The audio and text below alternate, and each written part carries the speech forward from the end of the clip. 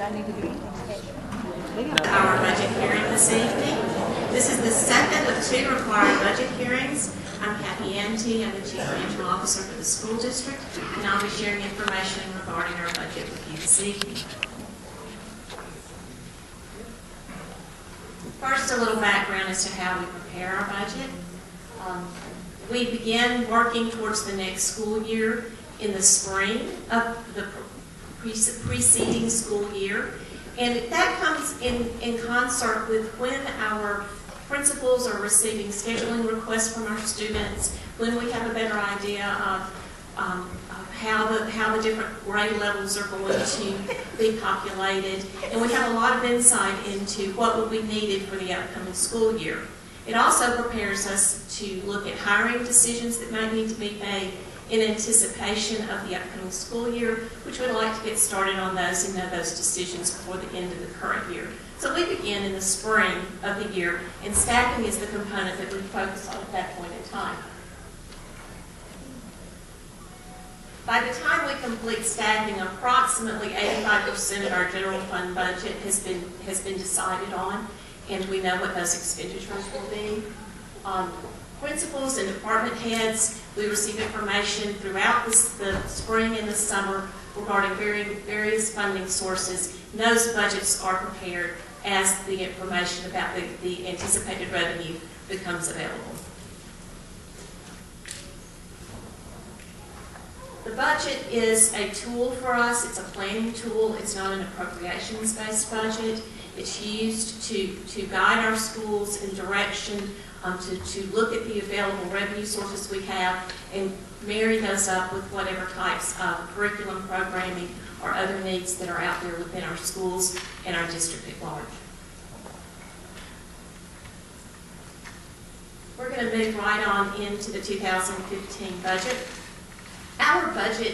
Our fiscal year begins October 1 and runs through September 30. So it is not necessarily in conjunction with our school year. So yes, we've already begun a school year, and now we're having a budget hearing. That's because the budget hearing is tied to our fiscal year. Over the last couple of years, if you've come to one of these hearings or read information about the hearings that was perhaps in our local media, we have been struggling with revenues and declining revenues as we saw declines in ad valorem and we saw proration from state funding. So we're going to talk about what we're looking at for our revenue streams for this coming year, and hopefully share some good news about what we're seeing and what we anticipate to be receiving as far as revenues. We are anticipating for our revenues to be up $1.6 million from the 2004 amended budget for approximately $159 million. Those increases are coming from several different places, and they're being offset by some other revenues that we're not going to have available to us in the 2015 year. One of the major things that we've started to see in the current year, and one reason why we had in our budget adjustment for the 2014 year, we budgeted additional ad valorem tax revenue, which ad valorem is property tax both on buildings and land and on automobiles and buses and trucks and that type of thing, that provides us our major sources of local revenue. So this is what we have in addition to federal funding we may receive and state funding we may receive. So we made an adjustment back for the 2014 budget to reflect an increase that we were seeing within our receipts, and we have budgeted an increase in those ad valorem receipts again for 2015. We've also seen an increase in our foundation funding, which is the funding that we receive from the State Department. We're anticipating that to be about $1.8 million of an increase. The challenge with an increase in state funding is that it's based on our student enrollment, and it's also based on whatever increases there might be as far as any state-mandated salary increases or increases to personnel costs, teacher retirement, PHIP, those type of increases. They will increase funding to us to help cover increased costs that we will incur for those programs. So it's not necessarily additional funding, it's just coverage funding for those for those increases. We're anticipating 1.9 additional revenue from ad valorem, 1.8 additional revenue in the foundation funding, and that's being offset by some one-time monies that we received in 2014. Primarily $1.6 million from Jefferson County, which was the last of the 1% sales tax money distribution. That was the holdback amount that they had that they distributed out to all the school districts within Jefferson County. We received that money this summer. We also have some one-time grant money where our schools have gone out and petitioned and received grants, primarily for career tech and 21st century programs. So those are funds that we receive and will be used in that year and aren't things that we anticipate or plan on receiving in 15. So that activity within those funds is what brings us to an increase of $1.6 million over what we have budgeted in our amended budget for 2014.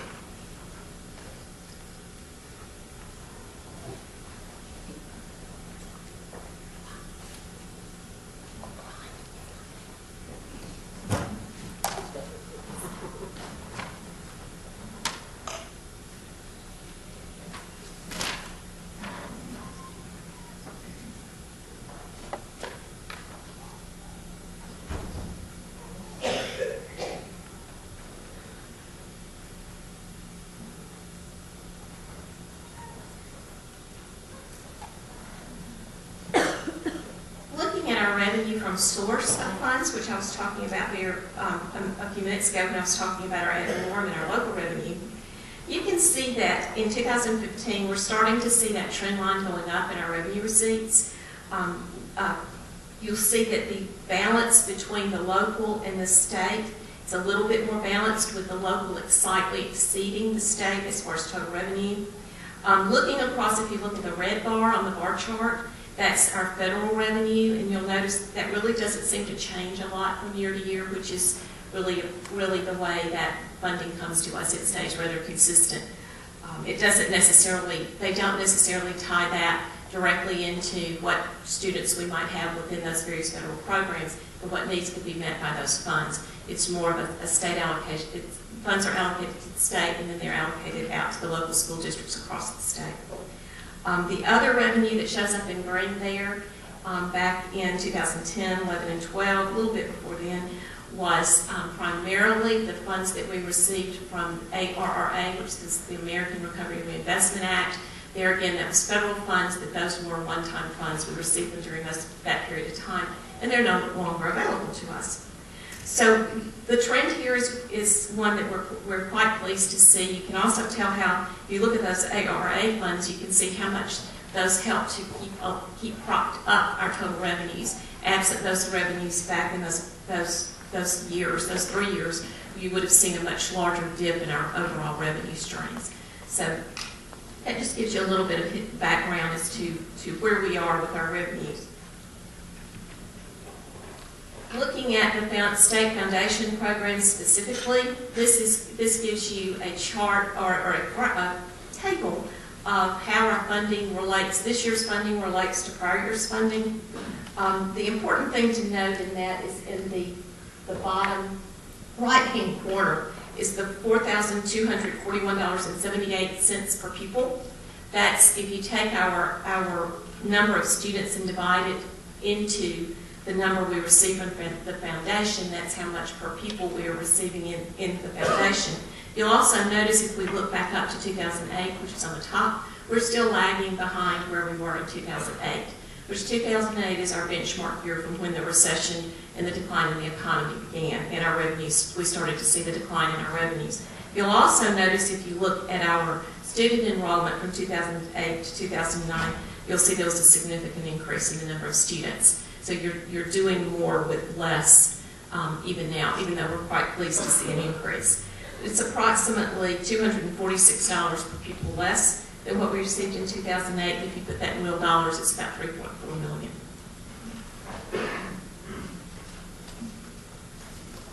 Looking at our ad valorem, which again is our property tax revenue that we receive, you can see that it too has increased, and it's budgeted to be $67 million, which is a significant amount and is much higher than we see anywhere else on the chart.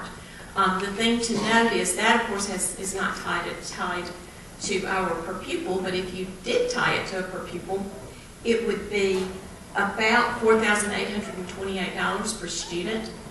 If we compare that back to the 2008 time frame, we were receiving over $5,000 per pupil if you took our student population and divided that into the amount we received. So there's still a deficit of over $300. So in total, we are still faced with providing services to our students with approximately $550 less in rough numbers per pupil than we had in 2008. So we are seeing recovery from the economic downturn, but we're not all the way there yet. So we are very pleased to see an increase in revenue and are very pleased and hopeful that that will continue into future years.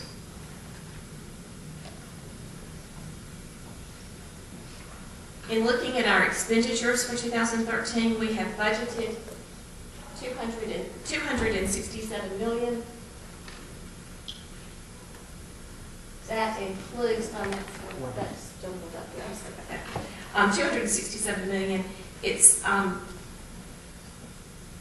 there was a that includes, we are down compared to our 2014 budget by $1.3 million, and the budget expenditures includes an allocation, an increase in our funding for our teacher health insurance program, or PHIP, which is going to cost the district approximately $1.4 million. That $1.4 million, as well as increase in technology as we finish our one-to-one student rollout, are being offset by staff reductions and other reductions, including a reduction in proposed capital expenditures for the 2015 year.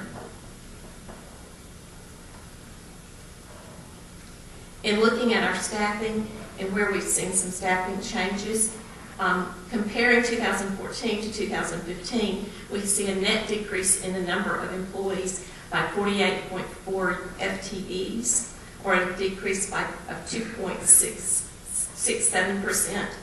The change primarily is in non-certified support personnel, which would include various positions within the schools and within the central office that have been reduced. There's a slight change in teachers that has to do more with how staffing to fill various student schedules and demands within particular schools. So we are net down the 48 units overall.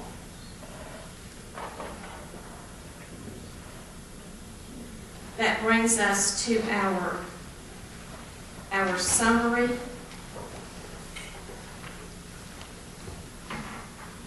If you look at our revenues in comparison to our expenditures, our expenditures exceed our revenue by $6.9 million.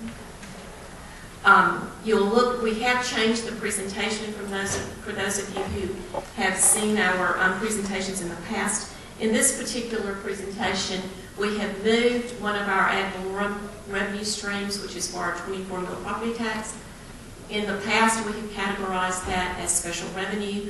Due to some changes in accounting regulations, we have moved that revenue source over to our general fund column. So you'll see that the general fund column ends the year with a net fund balance of $62.5 million. That would be the end of 15 under this current budget.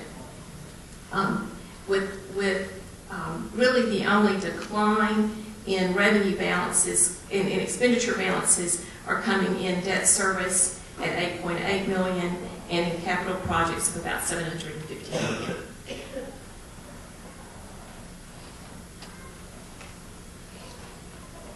At this time, I'll ask the board if they have any questions.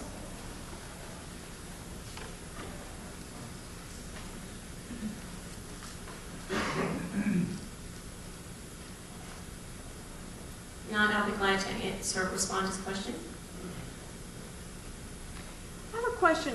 Would the board Could the board espouse what the priorities are for them this budget year? I mean, this is y'all's budget. I know that Mr. Craig creates it and Ms. Ante creates it, but what are the priorities? Where are y'all's priorities reflected in this budget?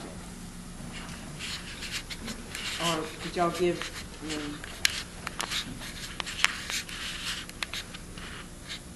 okay, can I ask another question? Yes, yeah, that's good, yeah. Okay.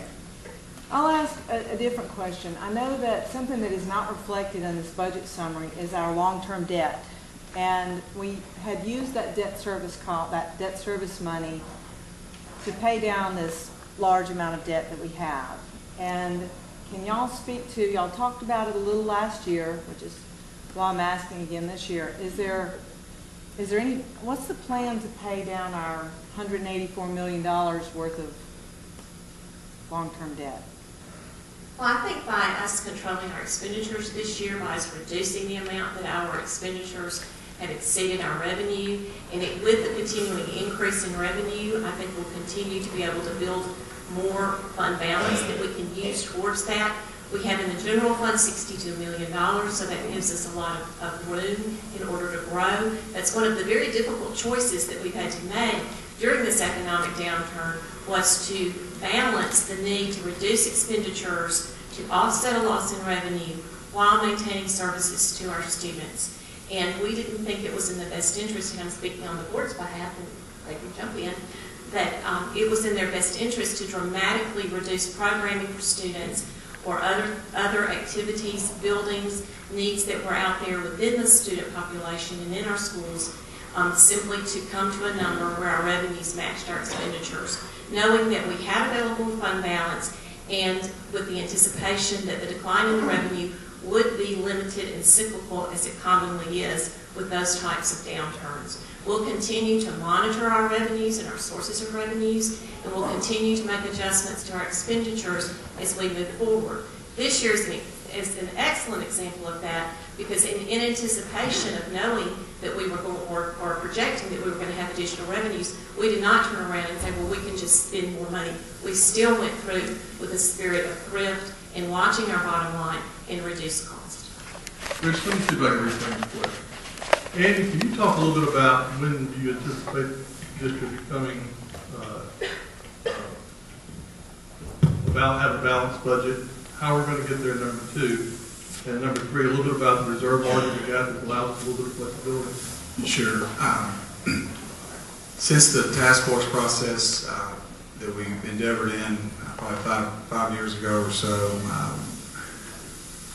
we saw these issues coming. We saw a downturn in the economy coming, and we witnessed that. I would say probably some of the things that we had expectations for on the front end didn't turn out to be as I think we looked at our property tax base and felt like it could go lower than it actually went. But when the catalyst for, or one of the catalysts for the accumulation of the large cash discretionary reserves that we maintain, for example, the state requirement is 1 month. We've got multiple months.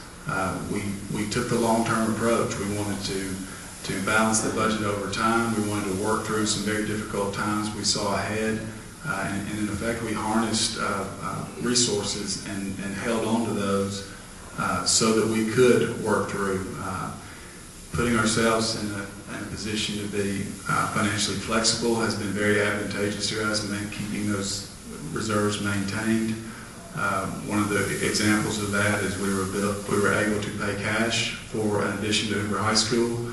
We did it. We hedged ourselves with the fact that if the market got better, we could in essence finance it at a later date. The market has not gotten better. The cost to borrow money far exceeds the investment that we have the opportunity to invest in with our cash reserves. So, and I would say too that there was a construction discount at the time we did that. Construction companies were very hungry. Our estimates for the addition of Hoover High School, for example, were probably $1.5 to $2 million more than we ultimately paid for that. But we were able to do that because we had the cash reserve. So we've taken a long view of this. We've always said we're taking a long view. I'm extremely proud of this organization in terms of how we've progressed through this. If you look at for example, we talk a lot about our base operating funds. If you look at the general fund and the debt service fund combined, those monies are essentially fungible between those funds. But again, we want to balance our budget over time because we do have these very large cash discretionary reserves. So, we said last year we estimated a 3 to 5 year time frame, and I would say we're very much on course to do that.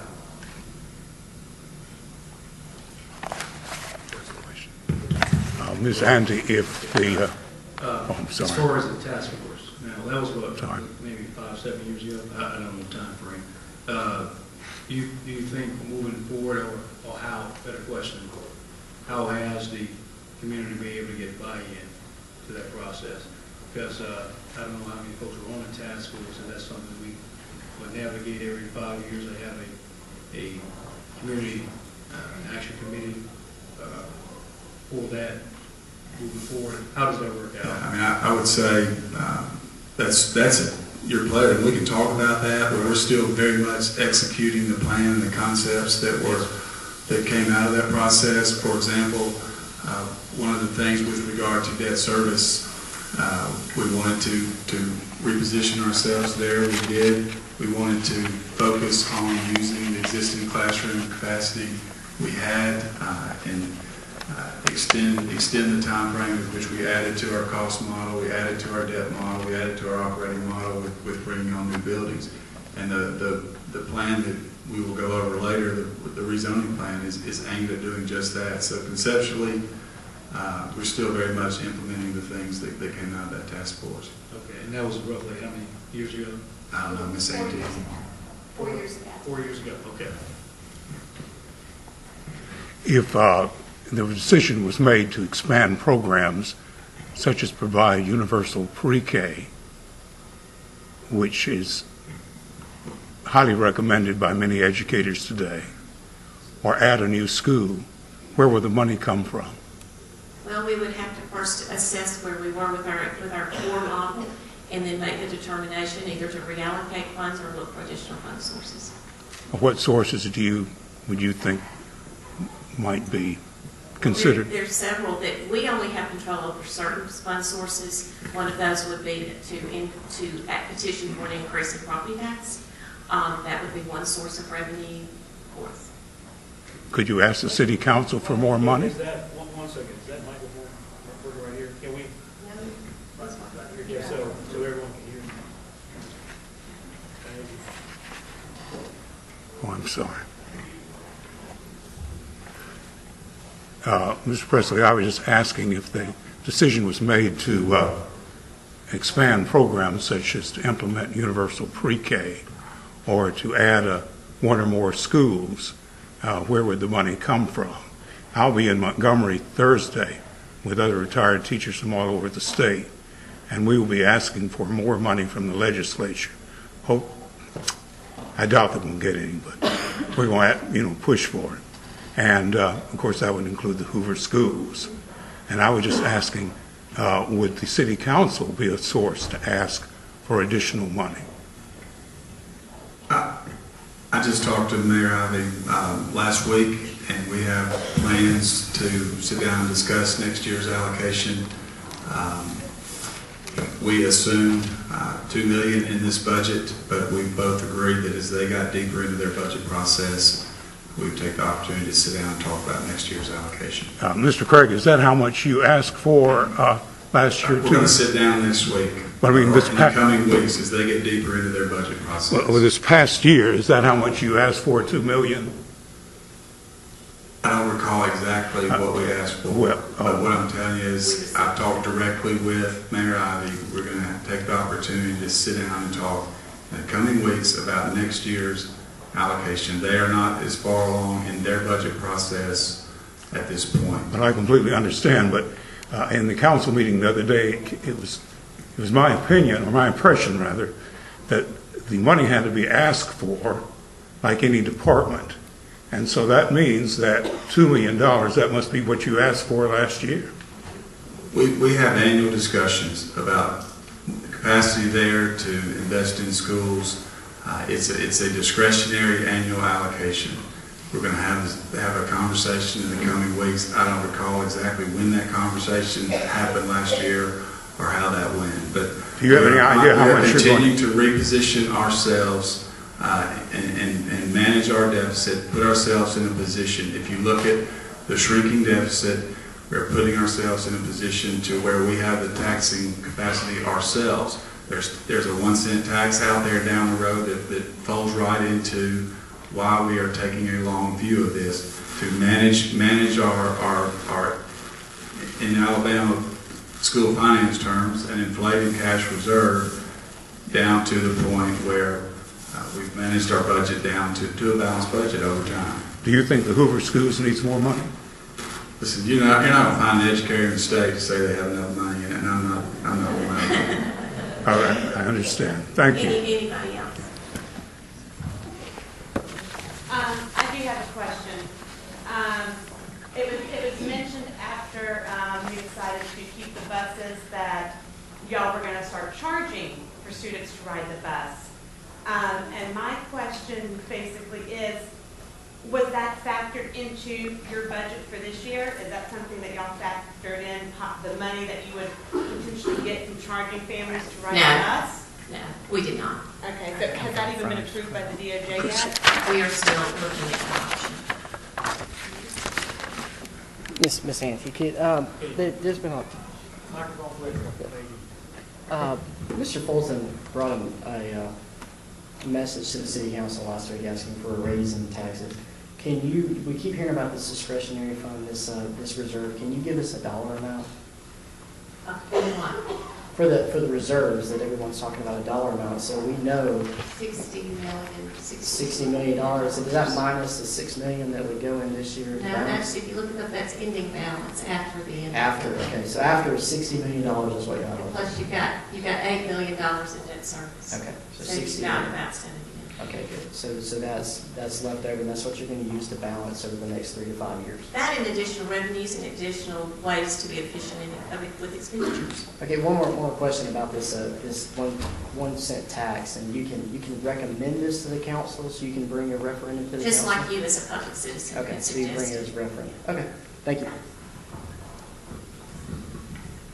All right, we will, Ms. Andy, can I ask one question, please?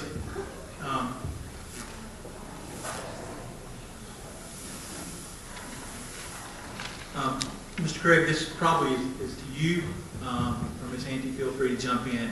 I've got a question on supplements that are paid to our teachers that work with our students after hours. But I want to be very clear on this. I am not against the supplements.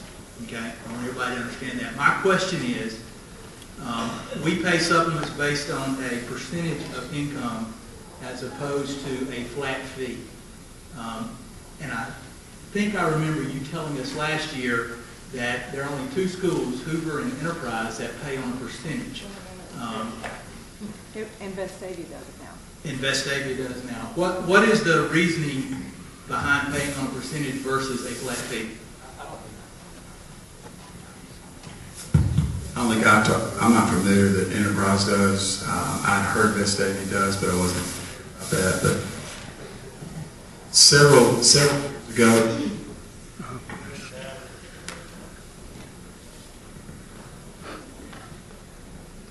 several years ago, back when we studied that, I went through a process with the then athletic director at Hoover High School, Jerry Browning.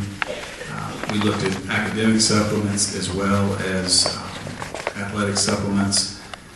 Some of the variables that were considered there, the time requirement, the effort requirement, the relationship between experience and pay. Generally speaking, the notion was that as a coach or a activity sponsor or an activity coach progressed along the salary schedule, it would correlate with their experience as whatever activity they were performing the supplement for as well. We also at the time said that on the academic side, for example, we would give credit for an advanced degree on the athletic side, we stayed in that bachelor's column because we didn't feel like that necessarily correlated to their ability to coach basketball or baseball, for example. So we positioned those amounts to where they would most commonly mirror years of experience in that activity. Middle schools, for example, when it was a flat amount, oftentimes the more experienced, for example, choir teacher, whatever the extracurricular activity was, may not be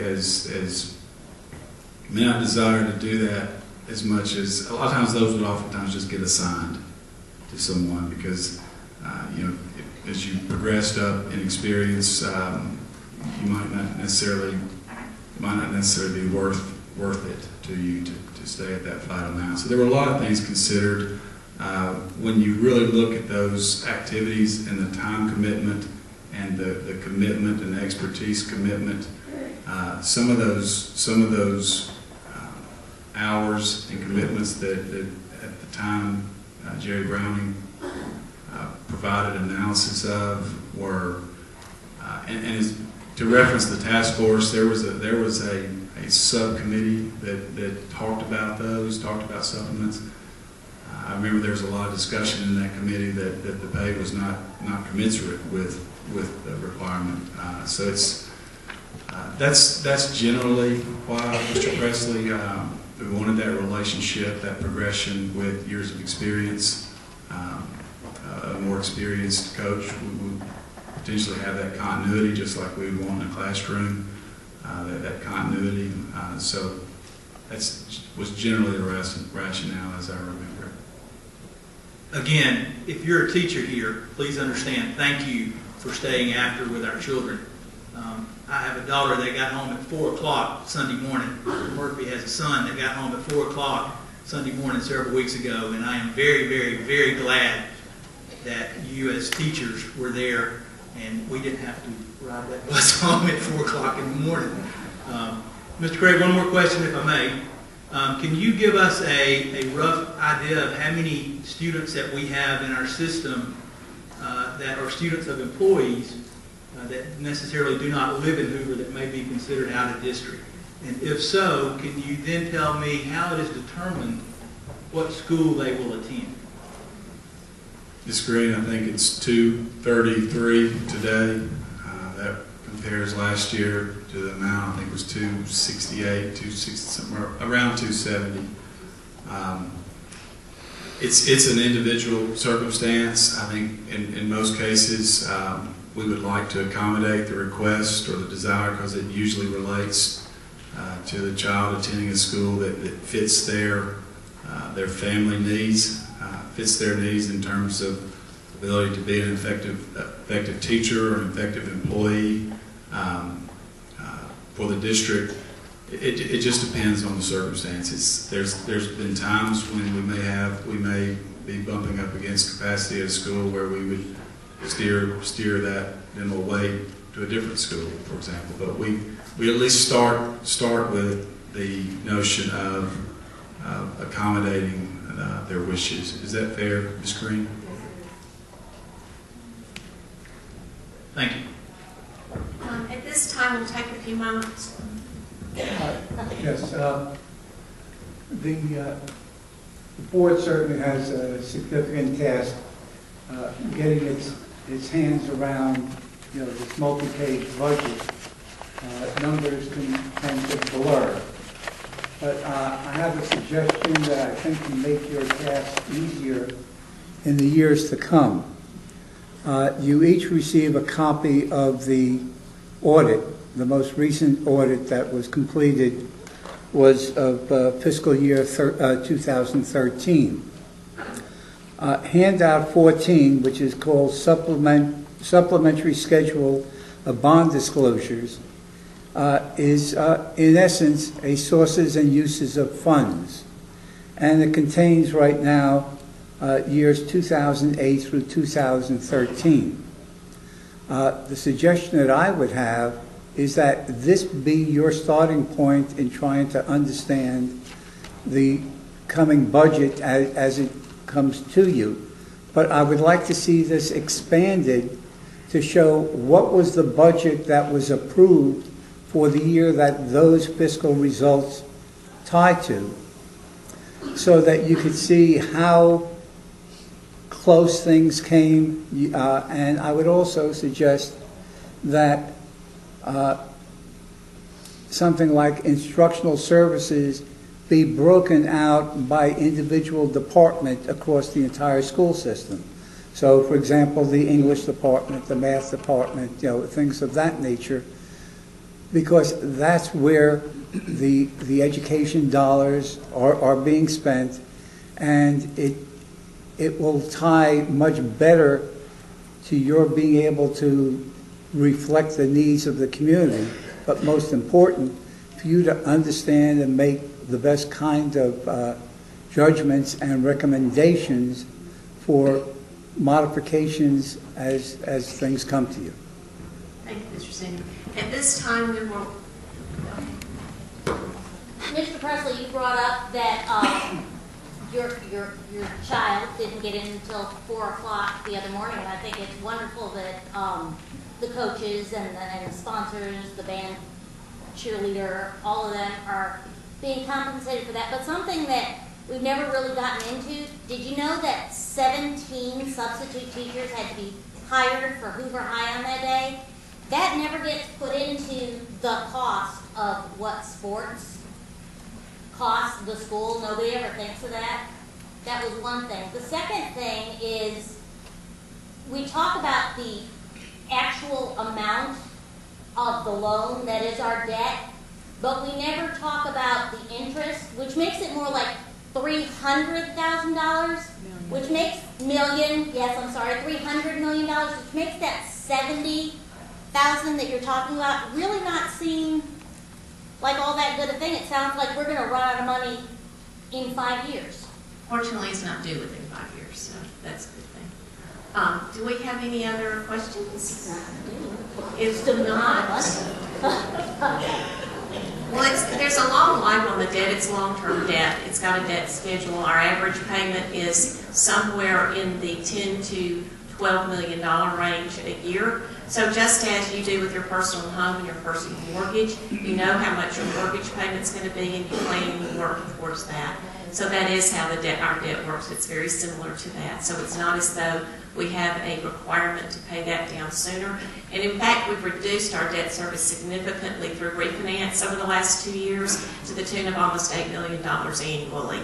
So we have addressed that and taken that down significantly to this point. So anyway, at this time, we will take a brief moment to reposition ourselves to begin the board meeting.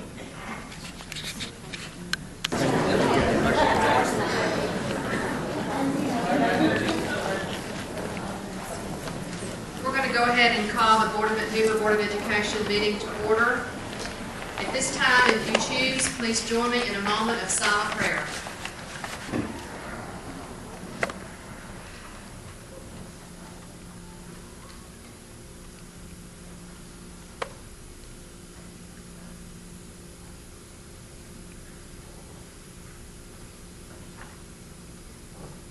Thank you. At this time, I would like everyone to stand for the pledge of allegiance.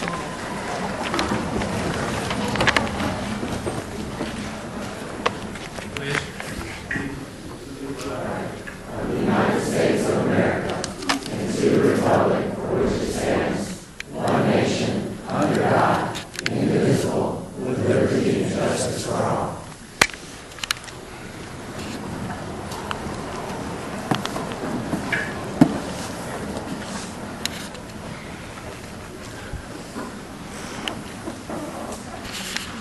You have before you the agenda for today's board meeting. Do I have a motion to adopt the agenda?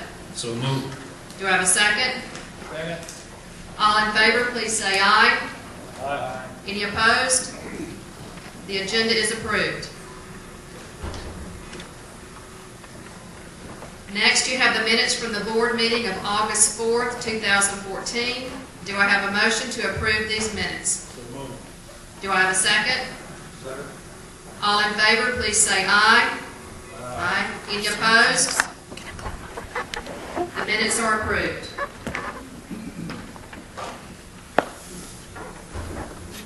Next is the personnel report.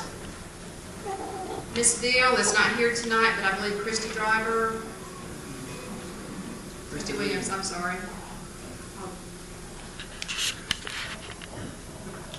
Any questions for Christy?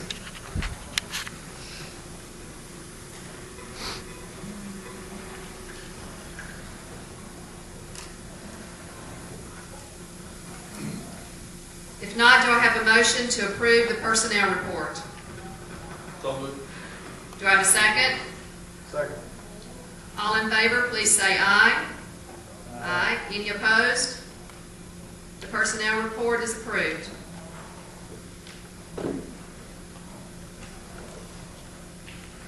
Next on the agenda is the business items.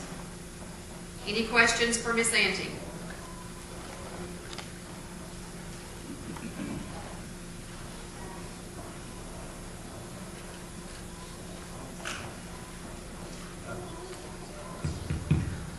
Only question I have is just a backup to my original question. I guess that's for the board as well. I know we 4 years ago had a task force, and a lot of great things that came out of it and continue to come out of it. But you know, moving forward, I think it may be a good idea to kind of start that over again and look at that as far as creating our own task force to put together. What do you want it to do? Okay, we got a lot of changes in our system. Fundamentally, we're talking about budget issues. I think a lot of folks are probably not clear on that Ms. Ante has done a good job in explaining. We're talking about rezoning. We're talking about population growth. We're talking about a lot of different things that our community is in the dark about, in a sense. So I just think it'd be better to kind of, with the growing community, 14,000 kids in our system, we're going to grow each and every year.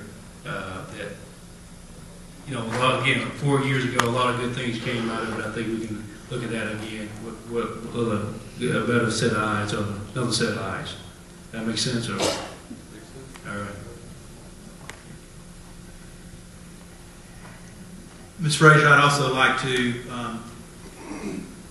thank Mr. Craig and Ms. Andy for the work on the budget for 15. Would also like to reiterate, as we did 1 year ago in this same facility, the concern of this board member to continue to pursue having a balanced budget in the next couple of years, as we mentioned, as we continue to move forward. And Mr. Craig, I want you to understand too, to ask you to continue to be bold for our students. And if we need more money, I encourage you to do what you have to do for the betterment of our students.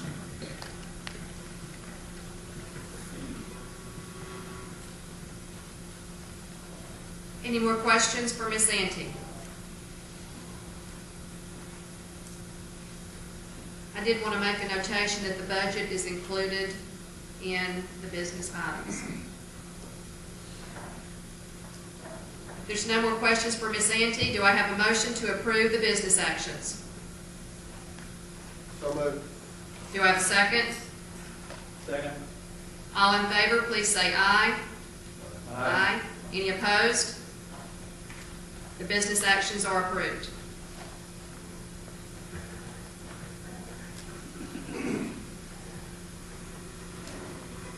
You have a list of obsolete items. Any questions for Ms. Ante regarding these items?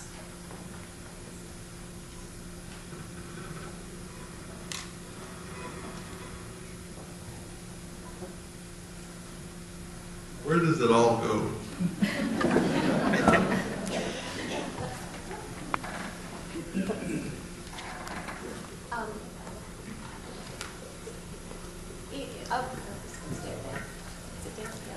Over the summer, we have the schools take inventory, and these are items that are obsolete, no longer functioning. No, see, there we go. We take inventories in our schools over the summer, and that's where the assessment's made as to those obsolete or no longer usable items. Some of those are items that were broken or damaged. We will go through those, and the ones that we can sell to a reclaimer after stripping hard drives and whatever appropriate to protect the information that might be contained thereon, we'll dispose of them. Mr. Phillips is the one that coordinates those efforts. We try to find places to salvage what we can salvage and get whatever scrap price we can get for what's available there. Yeah, I know Robert Schultz has been trying to do the computer thing for a while, and probably playing out a little bit with the one-to-one initiative we've got going. Do we just salvage all these computers, or is it an opportunity to help other school districts out? It depends. Some things we put out, there's a state listserv for my position. Sometimes we'll put things out that are valuable that they could use. Some things like the nooks, they're end of life for us, and the batteries last minutes in most cases. But some districts don't have anything, and some of those go to different districts that ask for them. Most desktops, because of their hard drives, they're salvaged. The hard drive are pulled and either completely reconditioned or scrapped and shredded, and then those devices go to that usually offsets the cost of installation usually when we salvage that off. It offsets that cost to bring the new equipment in on a 5-year recycle plan. Typically with anything that we think another school district might have needs of and might be something they can utilize in some way, we will reach out to them. That's encouraged at the State Department level. Any other questions regarding the obsolete items?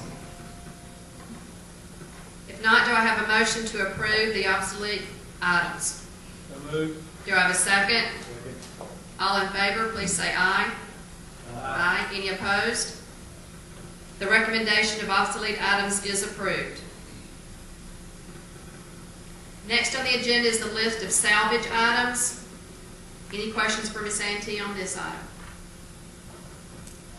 More toward Mr. Craig. Can you tell me a little bit about the school bus issue here? We got, 20 some odd school buses we're going to salvage. And I know the state does not adequately fund replacement of these buses, and we're facing some replacement cost issues going forward. Can you talk a little bit about all that? Yeah, these buses, as you can see, they're anywhere between 19 years old and 15 years old.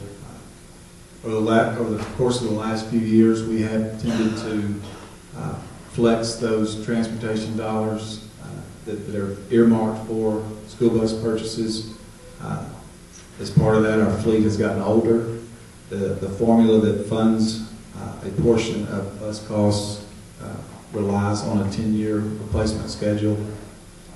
But we've also, over the course of those years, doubled various routes. So we're working with that. Next year's allocation, we plan to essentially buy the number of buses that the allocation provides for. I know Mr. Nickham also was talking about, we've typically purchased the buses that have the flat nose for the number of cul-de-sacs in Hoover that you have to navigate.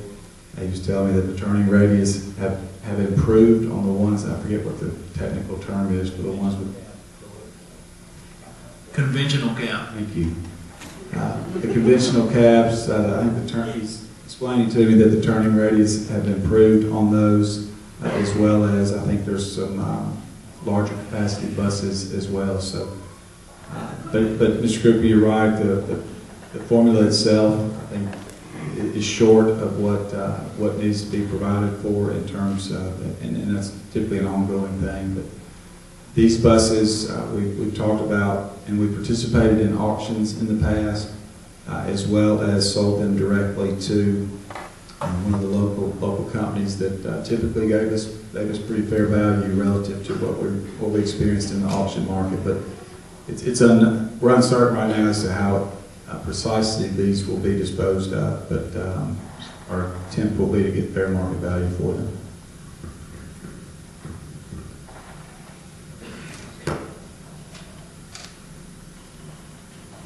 Any other questions regarding the salvage items? If not, do I have a motion to approve the salvage items? Do I have a second? Second.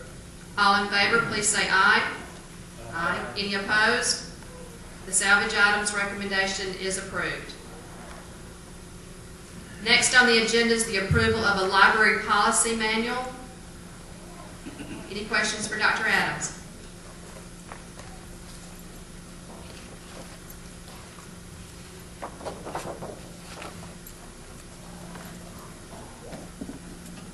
If not, do I have a motion to approve the library policy manual? Do I have a second? Second. All in favor, please say aye. Aye. Any opposed? The suggested library policy manual is approved. At this time, Mr. Craig, is there any information reports?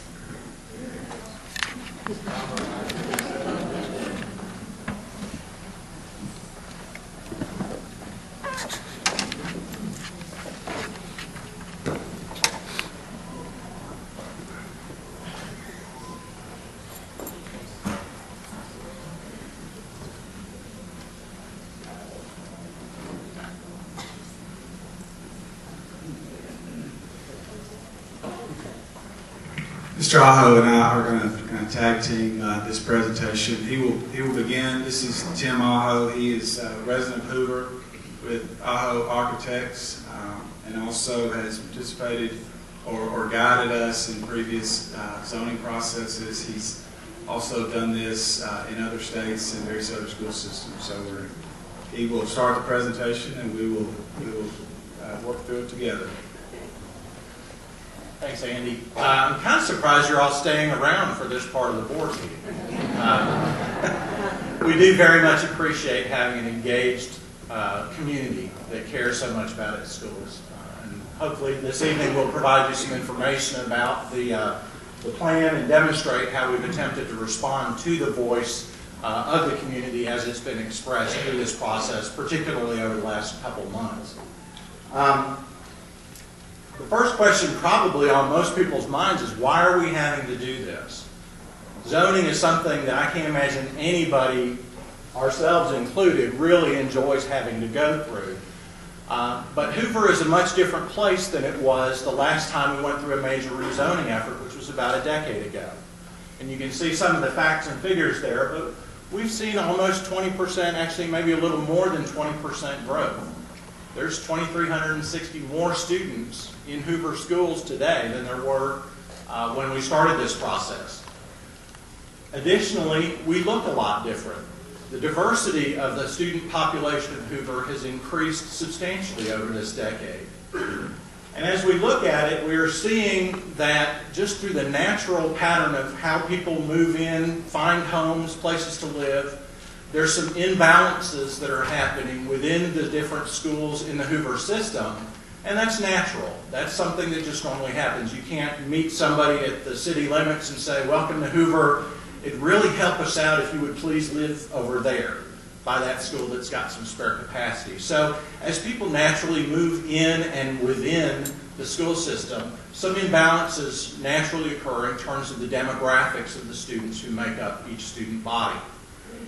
Additionally, with that growth that we're continuing to have, there are certain schools that are starting to get stressed. They're edging up toward their capacity. And one of the things that's very important to us is to watch that and to try to be as proactive as we can about where students are distributed throughout the facilities of Hoover City Schools. The analogy that we've used is that this is sort of like preventative maintenance on your car. If you rotate your tires on a regular basis, and I probably don't do that as often as I should, but the point of doing that is to even out the wear and tear on the different tires on your car. It protects your investment. It makes those tires last longer. Rezoning is to some extent like that. And if it's done properly and proactively, it allows us to avoid catastrophic things, like, if I continue that metaphor, like you're driving down the highway and you have a blowout. Nobody wants to have that. Nobody wants to have a crash. So what we're trying to do is to make sure that we're being proactive with the allocation, the distribution, the realignment of Hoover students so that we don't have that blowout, which would mean running out of capacity in schools, facing a desegregation situation where the Justice Department would need to get involved. So we're trying to look out into the future and be proactive and to allow time to properly implement a rezoning and realignment plan. Some additional facts related to those shifts in student population, and you can see them here. 2,360 additional students over the last decade. Our percentage of non-Caucasian students has increased from 25 to 40%. You can see that the proportion of students that reside in multifamily housing situations has increased. Additionally, we are now seeing a larger number of students that qualify for free and reduced lunch, which is a common metric of relative poverty that's used by the federal government and a lot of different things in funding formulas and stuff in the education world. And then also, as housing stock in Hoover matures and builds out, we see neighborhoods like Bluff Park where there's not a lot of new construction, but you have empty nesters or older couples whose children no longer live at home selling their home to a young family that has school age or preschool age kids. And then additionally, we're seeing still housing developments that are on the books, that are already within the city limits of Hoover, primarily in western and southwestern Hoover, that still have the potential to add a substantial number of students to the population of Hoover City Schools. The key objectives that we had in mind when we were looking at this realignment plan were first to optimize the use of our existing facilities. Anytime you build a new school, you must rezone because you've got to put some kids in it and you've got to figure out where they're coming from. So rezoning is a natural process that has to happen anytime there's new construction. However, as we're trying to be good stewards of the money, and as Ms. Ante presented the budget, you can see there's a lot of different uses for that money in the school system, but as we look at it, nothing will kill that fund balance faster than a bunch of new schools being constructed. So it's very important to us to take advantage of spare capacity that we already have built in schools that are already in service, and where possible and practicable, to put students in those classrooms as opposed to building new ones. And we'll talk a little more about that in a moment. It's also very important as an objective of this to make sure that we're positioning all Hoover schools to be successful. That's in terms of resource allocation, them being able to offer the same range of quality classes, have a vital number of students in each of the schools. Additionally, it's important to us to try to produce a plan that has a long life. As I said, nobody likes to go through rezoning. It involves change. Change can be scary, and we appreciate that very much.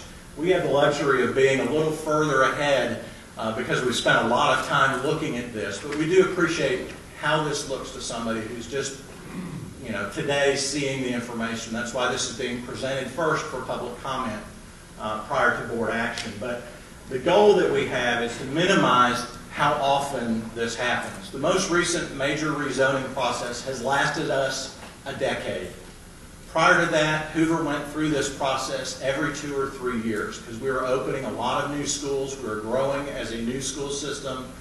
So to some extent, by having a very successful plan that we've been operating on for the last 10 years, people have forgotten what it's like to go through this as frequently as we used to. So we're still trying to keep that kind of a time horizon and put you through this process as infrequently as we can.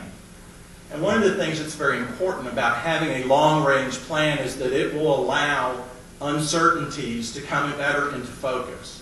For example, there are a lot of homes on the books to be developed down Stadium Trace. Right now, Zettler, U.S. Steel has kind of pulled back a little bit on the start of those new communities.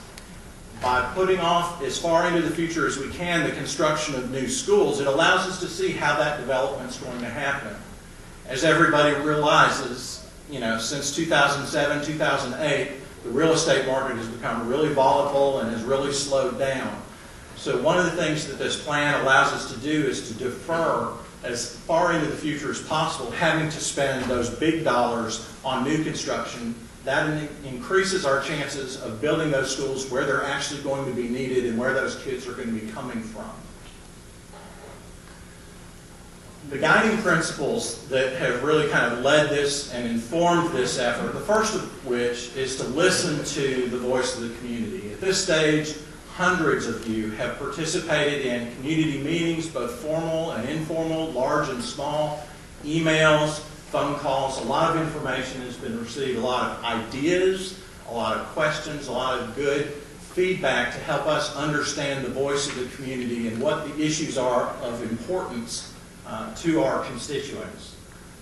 A second guiding principle is to try to balance demographics. And you'll see the current profile, which is up on the chart, that represents who Hoover's school population is in terms of the diversity, as well as, at the bottom line, the percentage of students receiving free and reduced lunch. Through these hundreds of people's input in these various meetings that we have had, we took lots of notes. We heard a lot of comments, and what we've attempted to do here is to distill that feedback into a list of commonly held beliefs or requirements or ideas that we've heard from the various community members and stakeholders that tell us what's important when it comes to attendance zoning related to Hoover's schools.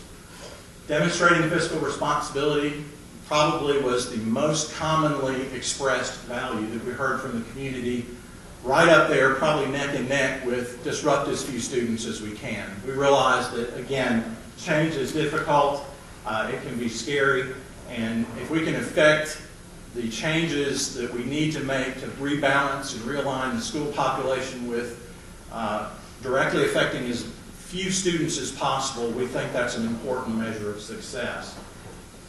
Other themes that we heard were proximity of neighborhood and community identity considerations, and you can see those listed.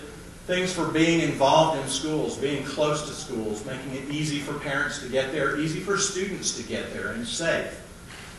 Making realignments and zoning changes as infrequently as possible.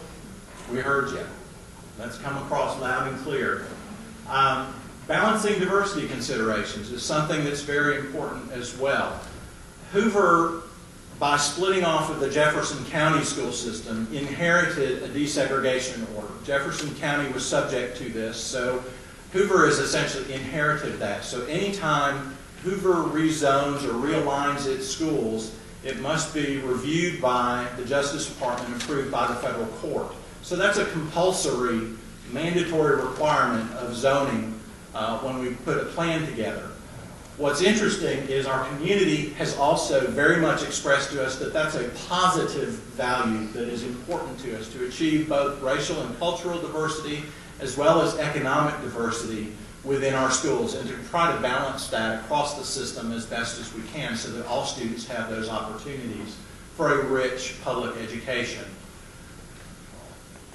Lastly, on this screen, to ensure that we're planning for growth. Obviously, that's one of the biggest drivers historically that we face that has caused us to need to go through rezoning. Being accountable for how we spend our money and to seek continued community support as well as support from the city, and that's already been mentioned by a number of folks here tonight. Equality among schools, and you can see some values and thoughts related to that. And then also, the last subcategory is implementation strategies to minimize the negative impacts, and that's where we talk about things like grandfathering, making special considerations available to unique family situations, and to take that into account as we look at putting forth a rezoning plan. The methodology and the tools that we've used to develop scenarios, to take the ideas that we hear from the community and test them and see really what the implications of those are for Hoover students, you see listed here. So we look at building capacities. We look at how many students practically and theoretically can fit in each of the existing school buildings.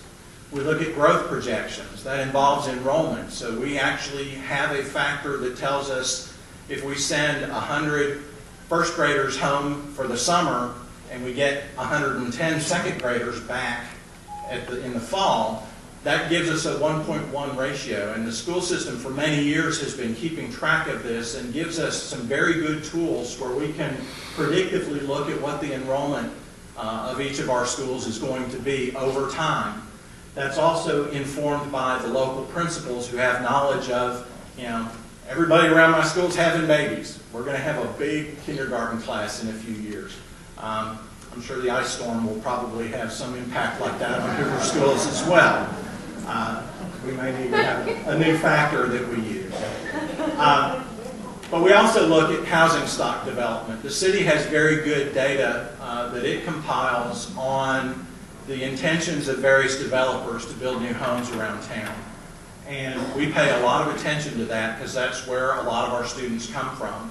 But the school system has also developed a mathematical factor or a ratio that tells us typically figure out the best way of putting this, when new homes are built, typically for every 4.2 to 4.6 new homes, we get a new elementary school student. So what we're able to do is say, Signature Homes is going to build, X number of hundred of houses. We can divide that by 4 point whatever and predict how many elementary school students we're liable to be seeing come into the system from those homes. Lastly, student geodemographic data. Hoover captures information about who its students are, their ethnicity, poverty level, things like that, and we also know where those students live. So that is an important consideration, obviously, in assigning where folks go in terms of their elementary schools. So those are the tools that we use. When we get around to testing scenarios or developing scenarios, trying different options out, this is kind of what we've looked at.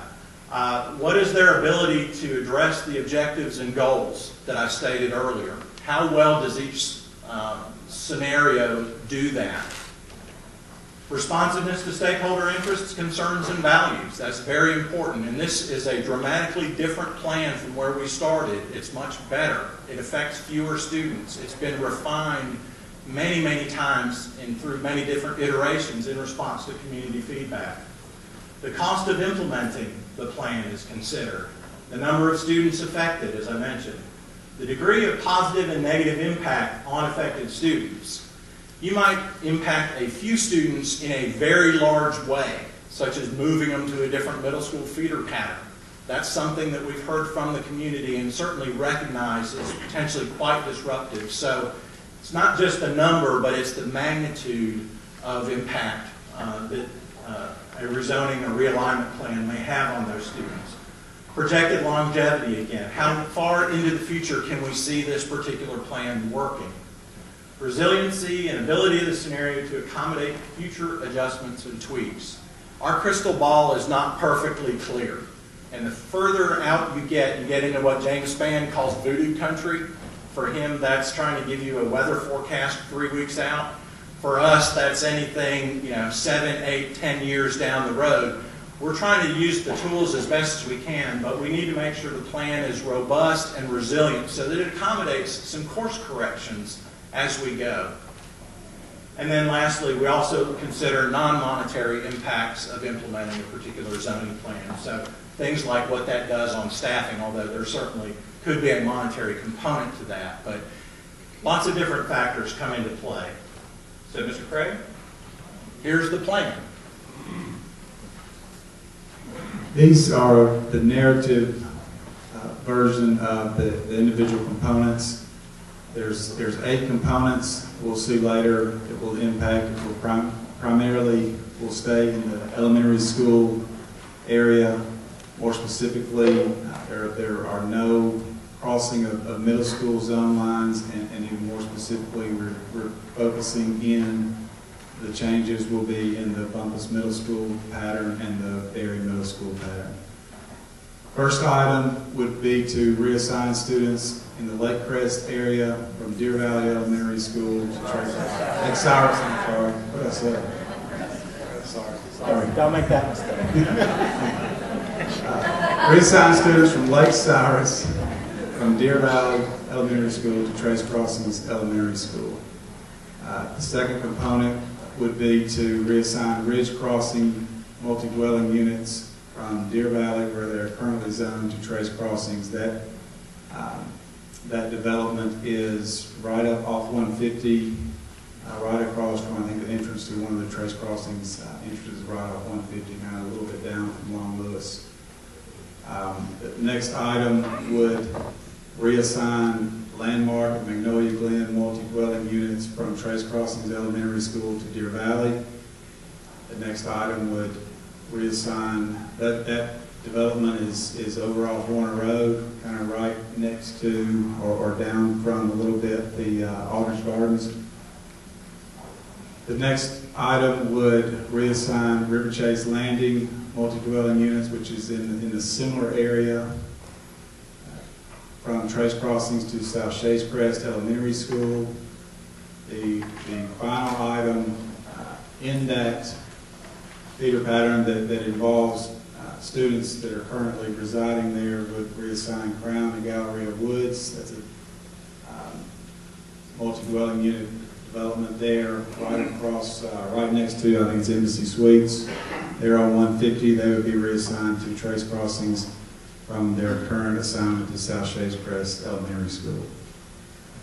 The last item in the Bumpus feeder pattern would reassign the oncoming Grove development. If you're going up Preserve Parkway, there on the left by the on the right by the Target, where they've begun to clear, I think, and probably a little bit ahead of that standpoint last time I was there. But there's also a similar development that will take place on the other side of the street there. All told, I think the expectation there is, I think the speculation, at least from us, is that the density in that development will be and has been reduced. We're looking for about 100 homes all told in the combined area. Those I think developers expressed to me, you're talking about a time frame, possibly maybe 10 in the ground next summer, and then kind of proceeding there, 50 on one side and similar amount on the other side. They would be reassigned. Currently, those would be assigned to Gwen. They would be assigned to Trace Crossings. Moving to the Berry Middle School Spain Park feeder pattern. First item of the last two would be to reassign Wood Gardens and Wildwood multi-dwelling units from Rocky Ridge, where they're currently zoned, to River Chase Elementary. These last two are certainly based in the things Mr. Aho talked about, and align ourselves with our existing space, with potential growth, and also achieve economic and ethnic diversity. The last item is part of that, related to that, reassign an area. If you've seen the areas identified on the maps, it's in between where Highway 31 comes down and intersects with Valleydale Road. There's an area behind there, kind of behind the Hoover Safety Center. That area would be reassigned from River Chase Elementary to Greystone Elementary.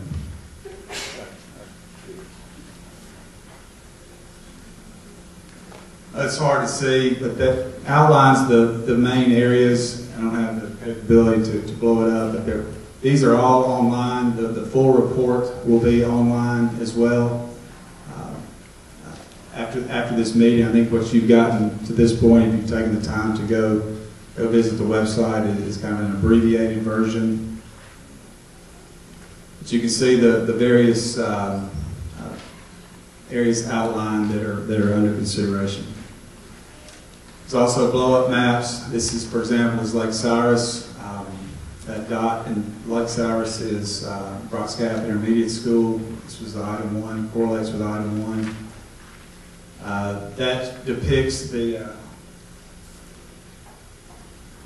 actually this area, this is Lake Crest. This is the area to be reassigned. This is mostly commercial. There's not a student in this area currently. The development we're talking about with the potential homes is right there. There's Preserve Parkway. That's the area they're beginning to construct homes there now, and that's the area to come.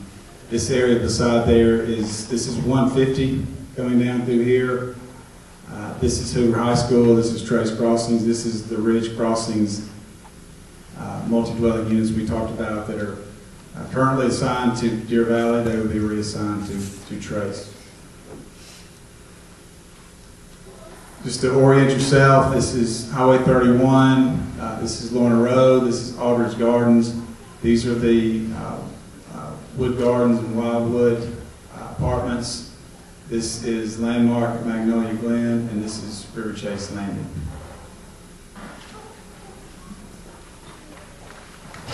Highway 31, Valleydale, I-65. This is the area this plan considers contemplates reassigning to Greystone Elementary.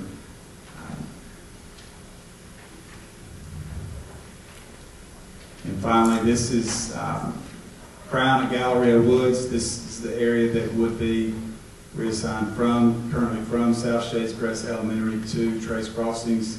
Kind of further orient ourselves. This is 150. This is the current Trace Crossing zone. This is the Lakeview, I believe it is, development across 150. These would be reassigned to Trace Crossings. What we tried to do here is kind of simulate the enrollment impact, pre and post realignment. What we did is we basically overlaid this plan and the components of this plan over our 2014 enrollment to again simulate that. And again, this simulation would contemplate full implementation. So look at the working left to right.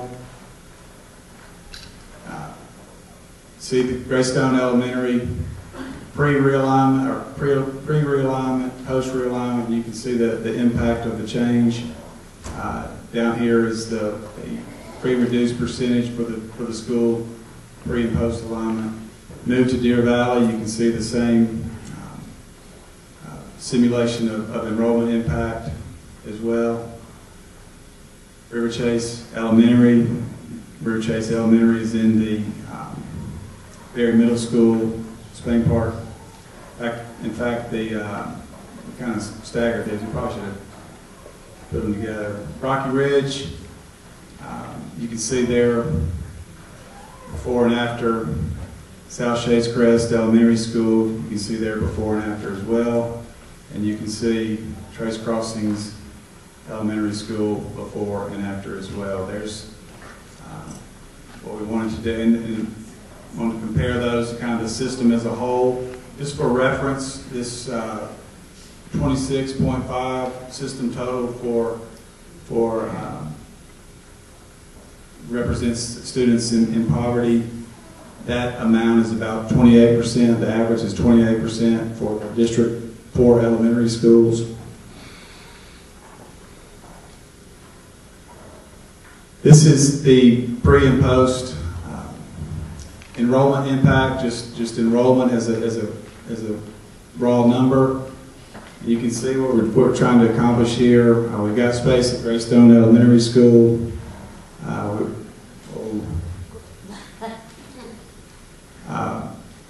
You see the post realignment number there. You see Deer Valley. What we're trying to do there is align ourselves with anticipated growth. We believe that number will position us to essentially accept the build out of the homes in Ross Bridge and leave them with a little bit of room at the top. River Chase Elementary, part of that was as well. They're kind of bumping up against their capacity. So from a global standpoint, we were able to accomplish our objectives between those three elementary schools that feed there. You can see this decline or slight decline in their enrollment. Rocky Ridge as well, you can see a slight decline. Essentially, both those schools lose about 50 students in this simulation, and Greystone would gain approximately 100. South Shades Crest Elementary School is basically neutral in terms of the enrollment, the number of kids in Trace Crossings Elementary School. So if you look at where most of the growth, most of the dwellings down the road are west of I-65. If you get more specific as to where those homes are that are quote on the books, we're essentially aligning ourselves, our growth room, with where those developments are. Consider Trace Crossings, for example.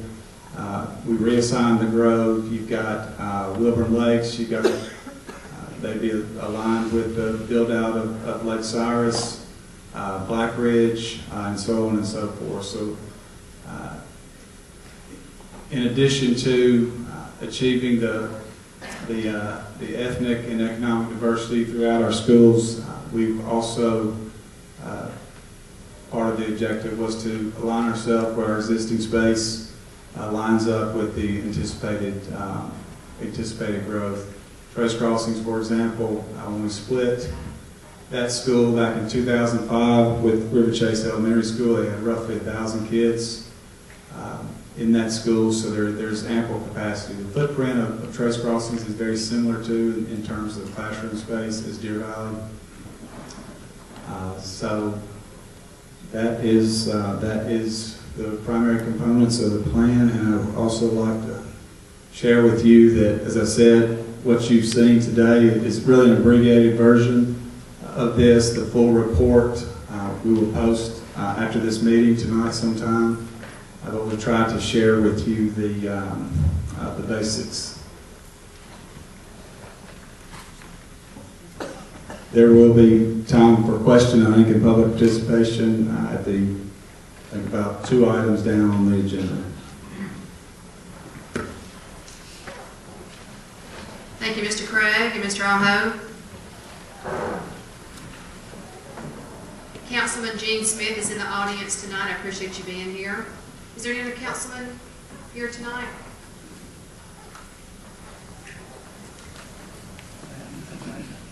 Anything else, Mr. Craig? Is there any new business from the board?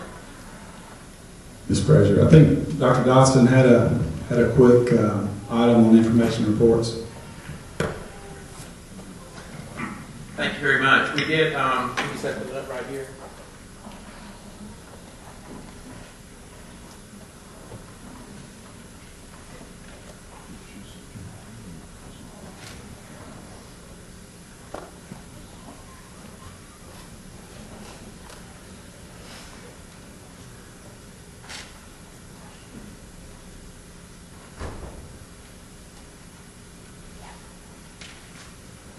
Wanted to give, this is not nearly as exciting or interesting, I'm sorry, but I did want to give the board notice that we are going to be bringing a request for curriculum approval next month.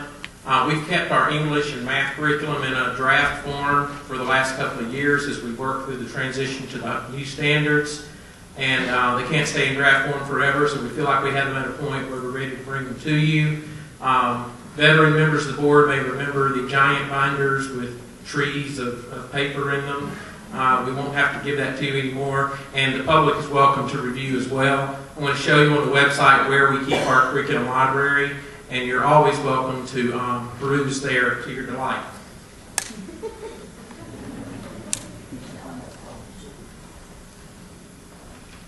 Curriculum library is over here on the left, and these are the draft English, and then below that, the draft mathematics standards. So we will be bringing those to you for approval next month. The other thing, real quick,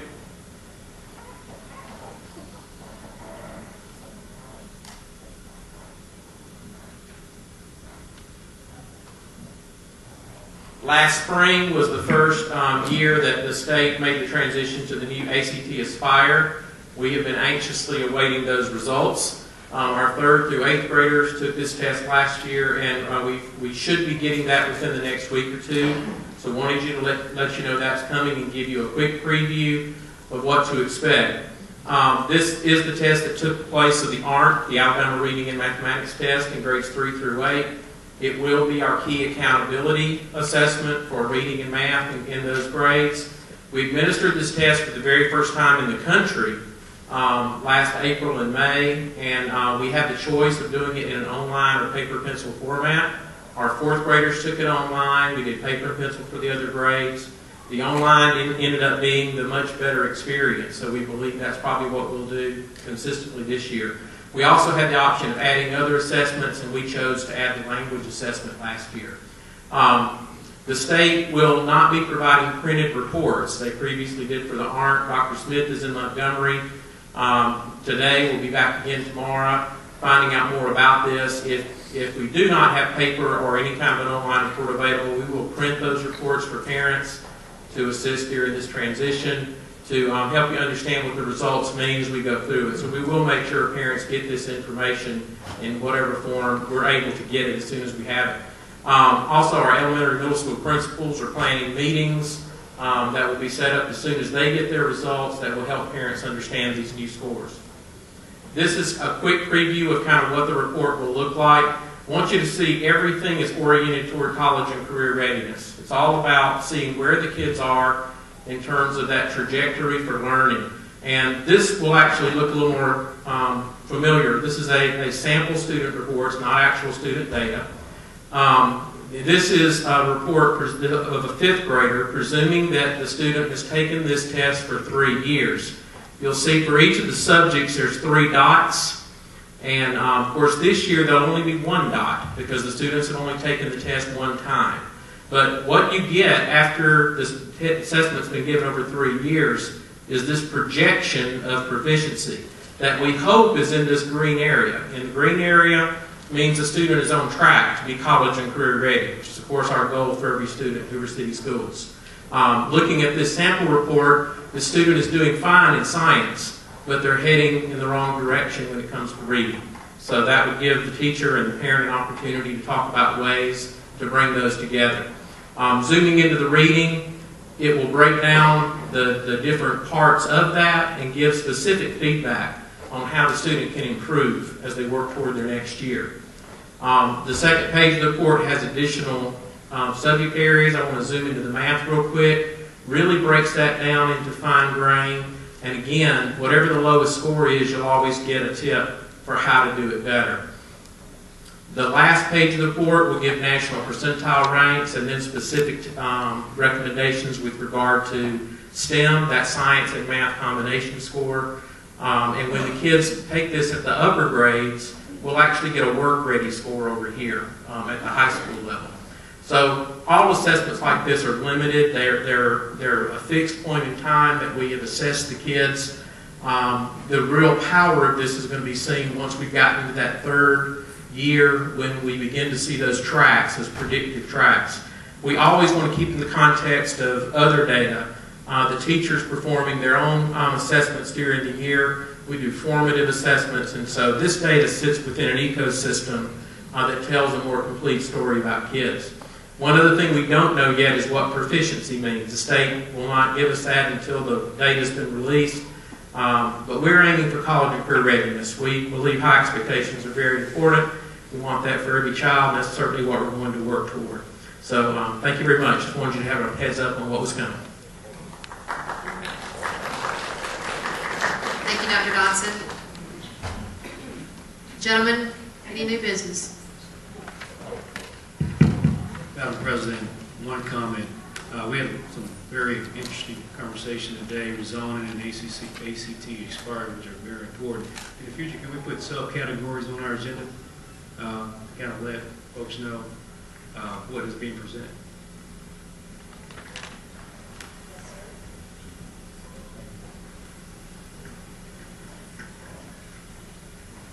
Any other new business? At this time, we have our public participation. Is there anyone that would like to speak tonight? If so, if you will. Let me ask you to do this, if you will, so we can keep order. If you'll just state your name, go ahead and line up at the podium over here. And I ask that you please keep it to 2 minutes.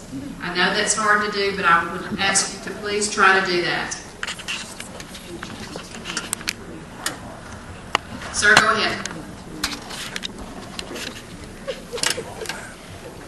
Hello, everybody. My name is Mike Lewis. I'm a resident of Hoover. That was a reference made that non-Caucasian students increased in Hoover from 20 to 40%.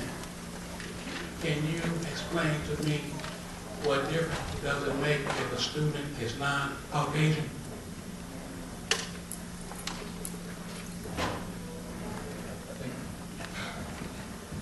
The point was just in terms of balancing the ethnic diversity, which we are charged to do, which, as Mr. Aho said, not only are we compulsory charged to do, but it's what our community wants. It was just a reference to how the changes that have occurred. There was no other point other than to note that those changes had occurred. Okay, I have one other thing. I see two schools in River Chase where students live minutes away from River Chase Elementary. Now they will have to travel all the way to Grayson. A couple of mitigating things we want to propose there. One will be the extended day program. A lot of what we've heard was that a lot of our children participate in extended day. There's no way for us to go down 280, which there isn't, at between 5 and 6 o'clock and get their child. What we will do is provide transportation right after school from Greystone to River Chase, and the students will participate in River Chase extended day. Thank you very much. Yes, ma'am. Hi, okay, Mandy Solomon. I live in Russet Woods. I'm a kid at two kids at South Chase Crest now. I have a few questions. Some of my friends could be here tonight emailed me. One of them I do have is I was looking at the post and pre realignment numbers that y'all gave for the different schools, and across the board they're pretty even for the most part, but I noticed there's a huge difference in the trace crossing numbers. Can you explain how that difference came to be? Because, for example, the poverty, the free and reduced lunch, pre-realignment is at 50.6%, and then post is at 19%. Is that because of the moving around and the bringing in of Lake Cyrus, or, and how does that fit in with the whole diversity issue? It's the net of those combined moves as they relate to trace crossings. That was a simulation of essentially, if you overlaid those changes over last year's enrollment, what the pre and post student body would reflect. Okay. And then another question that I have is, when do you plan to vote on this realignment? Before or after the DOJ's approval, the Department of Justice's approval? We will take this plan, submit it to the Justice Department along with other information that they have and will request related to this plan. I'm sure we will begin those discussions specifically with regard to this plan. We will continue to take feedback for an amount of time, but ultimately after that, assuming board approval, we will work with the Justice Department towards a resolution or towards the point where we can apply to the federal court for approval. Okay, and do y'all have a backup plan in case it's not approved by the department, the Justice Department? Well, we would certainly talk through. There'll be discussions along the way in terms of areas they may have concern over. We'll talk through those. It's a collaborative process. It has been, with my experience with them, has been that it has been a collaborative process. So, you know, it's not. I don't see it as all or nothing. I just see it as a collaborative process. Okay. I just have a couple more, and I promise I'll be done. Another thing, the buses, the bus routes. I know discussion has been talked about charging for the buses. How will this impact our fleet going forward? Because I'm assuming, especially with so many of the multi-unit dwellings being shifted around, that there's going to be a lot more busing going on. How will that impact our aging fleet and the cost to keep up that fleet and get new bus drivers and things like that? We will provide bus service. You know, typically, you're talking about. Is there going to be like an increase in cost to the school system as far as extra miles driven or extra buses needed or extra bus If you drivers? review those, some will result in additional miles, some will result in fewer miles. It's 3 minutes. in terms of some folks, I can't think off the top of my head whether someone post realignment would be within 2 miles. But we're gonna provide the transportation. Okay, and then one last question, and this is actually, maybe Mr. Gene Smith can chime in on this one. With all the new developments coming in, I know most of them were approved many years ago before.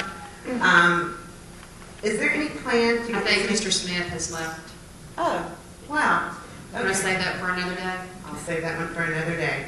Thank you. Thank you. Next. There he is. Oh, I'm sorry, Jean. I apologize. I thought you had left. Okay, well, hopefully you can answer this for me. We have a lot of new communities coming in, and I know that they were proposed or approved many years ago. Are these developers required to provide land for new schools or to help? What is the city council's plan? Because it seems like there's a whole lot of development coming in, but not a whole lot of help from the city council in helping the school district out with this influx of students and new families. So what is the city council going to do to help out our schools? Because those negotiations were made at the time that they were zoned, all those years ago. Like Ross Bridge was required to provide a fire station and school property. I do not know if there was a time requirement. I know we're building the fire station now, but I do not know what the agreement was between the schools. That was between 2000 and 2004 when that property was annexed. okay, all right, thank you.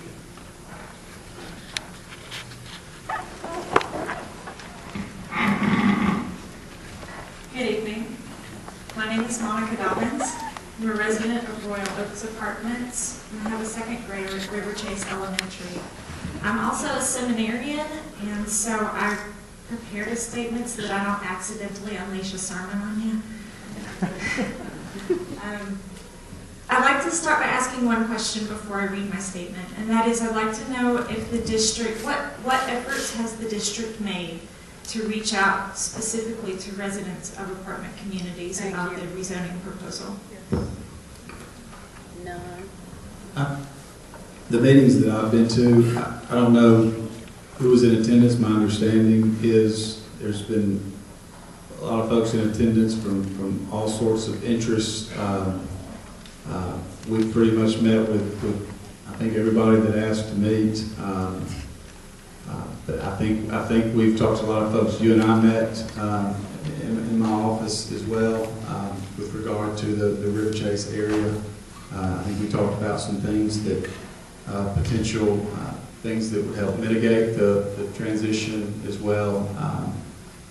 But I haven't kept count. I'm sorry. Thank you, I appreciate it. I'm actually here to speak not just for River Chase, but for all residents of the apartment communities in Hoover.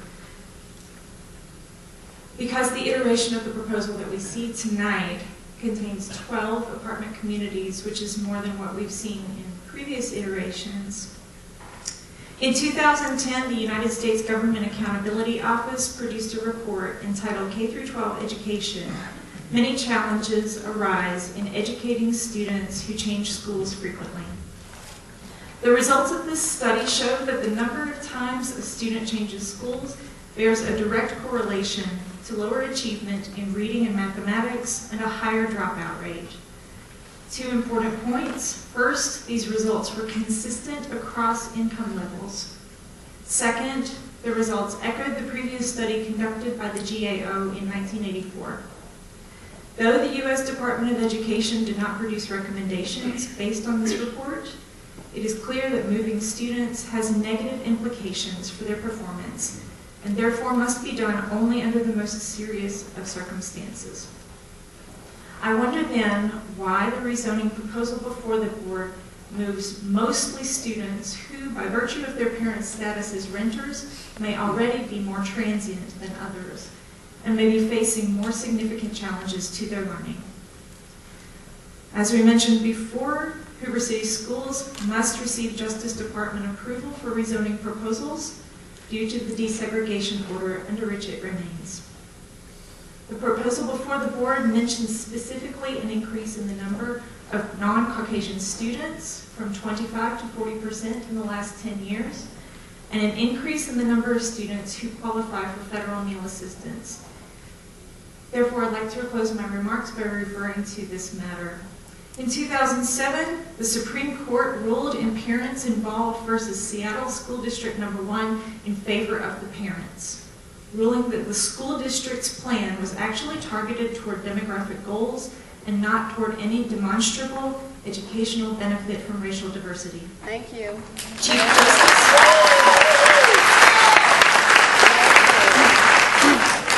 Justice John Roberts' plurality opinion stated that racial balancing is not transformed from patently unconstitutional to a compelling state interest simply by relabeling it racial diversity. I want to reassure the residents of Hoover, first of all, that I am in the camp of people who chose this community because of its diversity. It is our strength. And I also want to reassure the residents of Hoover that the Justice Department uses a set of guidelines to carefully consider whether students who are disadvantaged are being served in any rezoning proposal. Parents in this community also will be in contact with the U.S. Attorney's Office and the federal judge who will review the case. In the meantime, I will ask the members of the board to consider not only whether the proposal is legal or fair, but whether it is right, whether the most vulnerable students in our district will be helped or harmed by the initiative. I also ask the citizens of Hoover to join me in praying for justice in this matter. Thank you.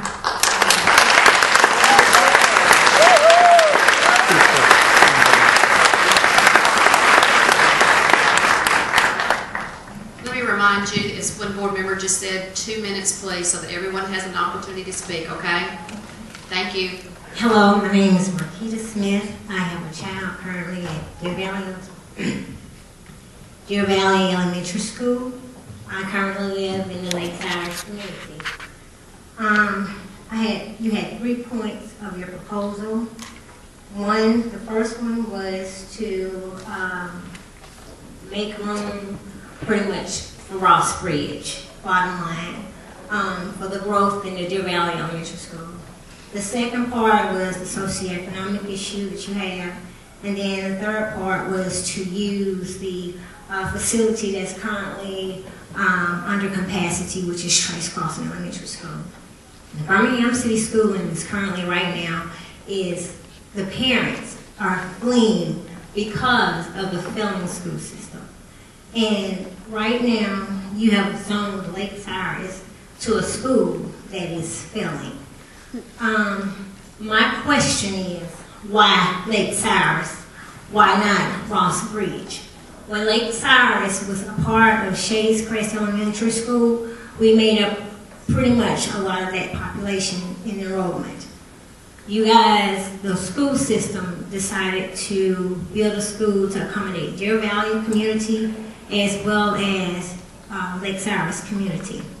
We did not push anybody out of a school system, rather a school system was built for us. Now we are being sent.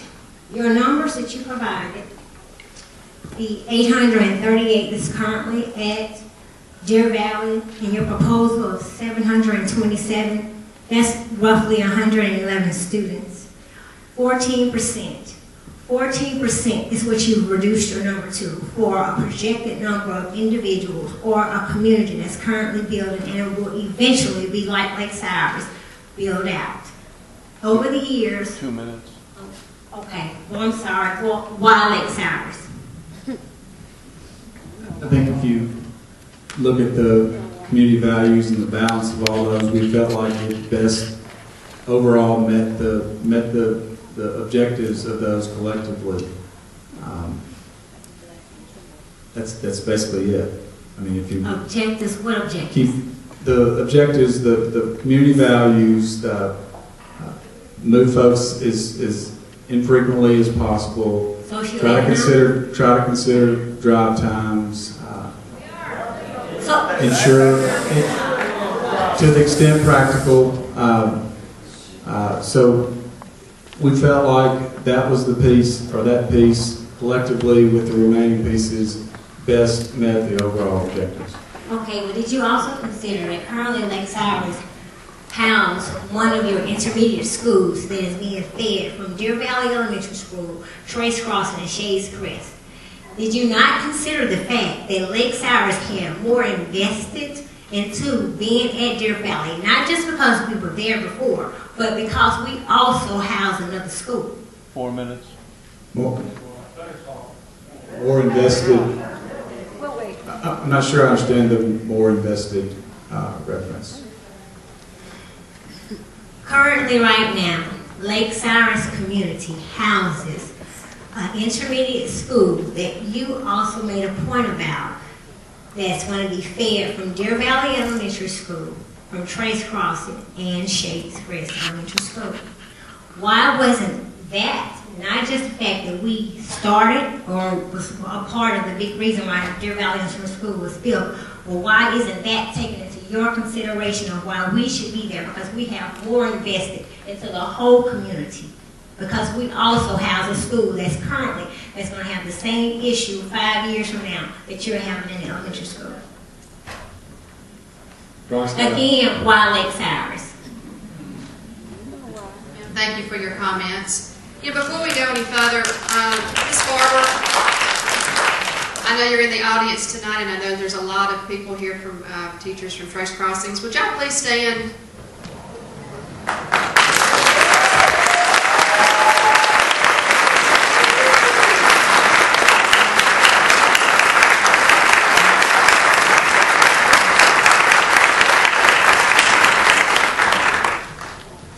Thank you very much. I appreciate everybody being here. My name is Lisa Singer. I'm a resident of River Chase, just a concerned citizen. I've been watching this process. I have concerns about the result of what you presented here tonight, and basically I can just echo everything that Monica Dobbins said, and that's my concern with the result. My other concern is the process that was used here. The first time it was presented, there was a huge outcry from certain neighborhoods, and it seemed like whoever yelled the loudest got out. Meanwhile, the people that live in the apartment communities who are greatly affected by this new plan were probably the people least likely to know that this was going on at all. The school system, which has the ability to reach every single parent, didn't send anything to these parents telling them that they were considering rezoning their children. So they didn't have really the opportunity to come and say, Mr. Craig, I'd like to meet with you to talk about this, because a lot of them didn't know what was going on. And I just think that that's unconscionable.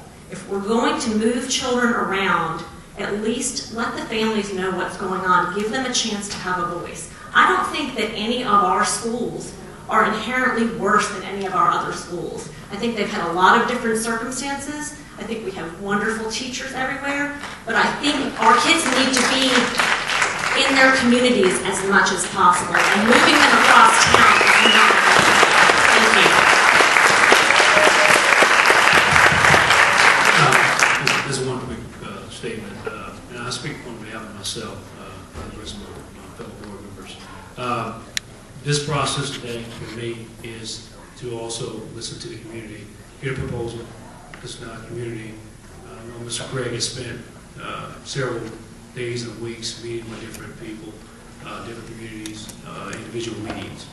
So for me, this is another way for me to listen to our community again. So a vote will not take place today. I just want to let you know that. It's to hear from our community, hear from Mr. Aho. Second question, Monica Dobbins, I apologize. No problem. She made a couple of statements about social economics when looking at rezoning. Is that some of the things that we look upon from what you read from that study? Yes, I would say all of that's been taken into consideration. All of this involves a certain degree of balance between all of those different pieces of information. Okay. Well, thank you. My name is Stina Williams. My son goes to Trace Crossing. Trace Crossing, woo! Okay. I know a lot of the other ones already said this, but I'm going to say it from how I see it. I got a text today telling me about this meeting, and at first I didn't know what it was, and then I went to my email and I read it, the proposal. As the woman before me said, I didn't know anything about it. Well, I heard some things about certain schools coming to Trace Crossing. And when I looked at that, I was like, well, okay, because they said they had 440 students, but it can go to 1,000. But now I'm seeing tonight that my apartment complex, Landmark, my son now has to go to another school. And as it was made before, I went to a lot of schools over my time, and I'm still smart, but I know how that is. Going from school to school, you don't get to keep those friends, those long time. It's not just about education, it's about your whole life, to be honest. And that's just from my opinion. And when I read it, to be honest, and I just hate to say it, but I saw it as a black, just a race thing. Well, first of all, we're all one race, and that's the human race. I'm not a different race from anyone else. It's one race, that's the human race. But that's what it looks like. It looks like you're trying to segregate. Because when I look at Trace Crossing here, it looked like you want, basically from what I saw, white and Asian. And all the blacks and Hispanics and everyone else had to be moved around. And like they said, all the apartment people are getting shipped. And we all know, yes, and I've seen that a lot of apartments do have more of the non-white people. And I'm just trying to see who's the stakeholders that said that this was a great idea. It's going to be more diverse. Because when I look at my son's classes through the years from kindergarten on up, those are some of the most diverse classes I've seen. From Hispanic to Muslim to black to white and all types of kids. So to me, no offense to anyone, it's just a cover-up that certain people just don't want certain other people to go to a certain school. Now, if it was the neighborhood across from the Trace Crossing neighborhood, I don't know. But I feel like my son should stay at Trace Crossing. He is here now. He asked why we was coming here. And I just told him because they want him to go to another school. He said he loves his school. And that's what he want to be at Trace Crossing. So, how would I just wait until he graduates, then y'all can go?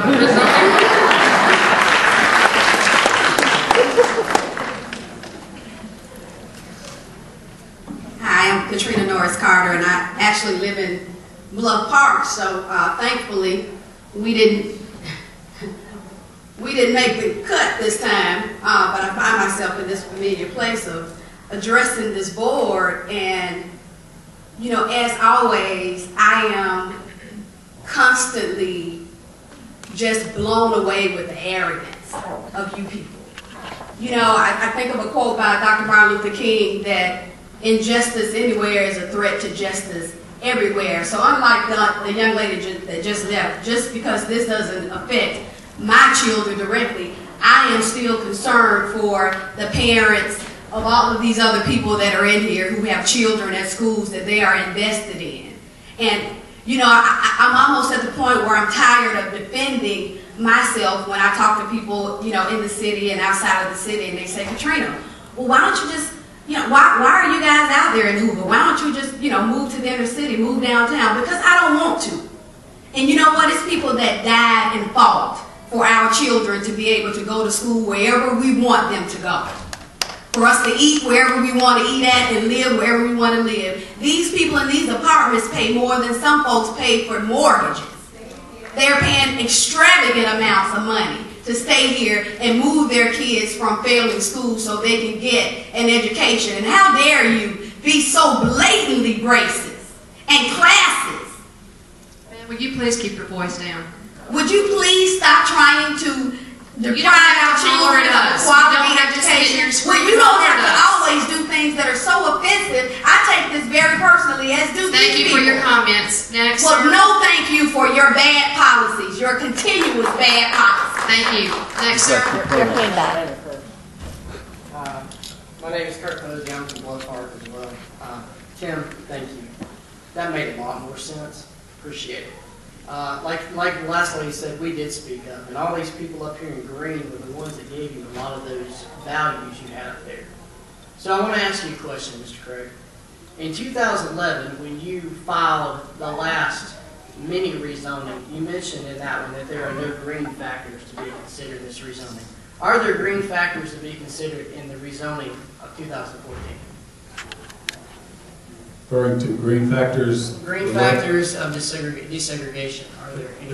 There certainly are. That will be part of the discussions with the Justice Department officials. Is that part of the discussion? The part of the discussion you had with them in Washington D.C. in February? Is that part of what? Absolutely.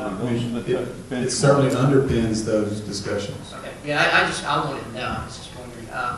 Now, after that, I just want to talk to you guys, and especially to you, Derek, because you keep bringing forth this strategic committees and everything. I know the first conversation we had when this first came up, and I left Bluff Park, I sent you guys an email saying, hey, can we table this? Can we get committees together and talk about it? Now, we did that to a degree in our communities, but there are a lot more people involved now. A lot of these folks in these apartment complexes found out today at noon that they were going to be involved with this. So I ask you gentlemen to consider maybe tabling this, and let's get a stakeholder committee together that Mr. Murphy's talking about, and then we can move forward with this, because like you're saying, Mr. Arnold, it's preventative maintenance. If the Justice Department is not looking down at you guys saying you have to do this now, and I don't know that they are, I don't know, then maybe we could delay this until maybe, I don't know, say, next school year, something like that. Maybe later, maybe April, we talk about this instead of right now where people are kind of caught off guard about it.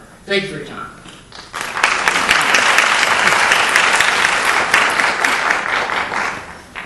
Hi, my name is Laura Harrington. I'm a kindergartner at Deer Valley Elementary School. He is a painfully shy child, and I'm having to tell him that he'll change schools. That's very hard for him, first of all, let me say. Second, let me also say that we received an email today at noon that this was going to be happening, detailed outline plan for this, and I had until 5:30 today when I had graduate school and I had work to come up with something to say. And so now I don't really have anything I get to say, and you look very well put together.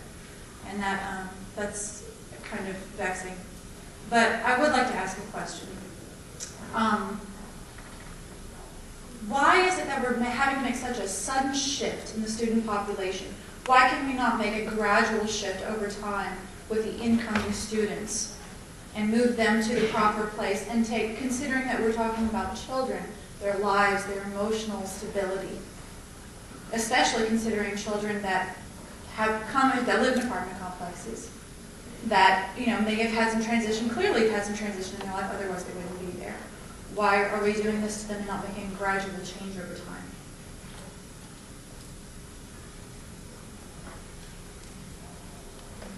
What we're doing now is again, we want a longevity, we want a plan that will last. We've had a plan that has lasted 10 years. We have not constructed an elementary school in 10 years. We want a similar life for this. I'm not predicting a 10-year life, but we want to align ourselves with the growth. Some of the things that have happened to extend the life of our existing facilities. We had a rezoning plan back in 2004 that was largely redistribution of multi-dwelling units as it related to the elementary level. We had that. We had a general population shift or a student distribution shift more towards the secondary level. 10 years ago, probably, if you took a perfect distribution of students, the student distribution was more heavily weighted towards our elementary schools. Also, one of the things we did in our task force process that has been discussed earlier is we upped the divisors a little bit in our elementary schools. So those things combined have allowed this plan to last a long time. One of the community values was, and we think is, to establish a plan, do it as infrequently as possible, but establish a plan that will have life. So those things together, we did not want to kind of be continually rezoning and continually balancing. We wanted to try to establish a plan that will be long-lived. 2 minutes.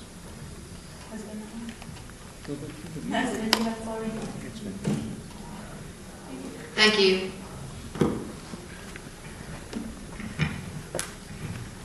Hi, my name is Barry Smith. I'm a resident of Lake Cyrus.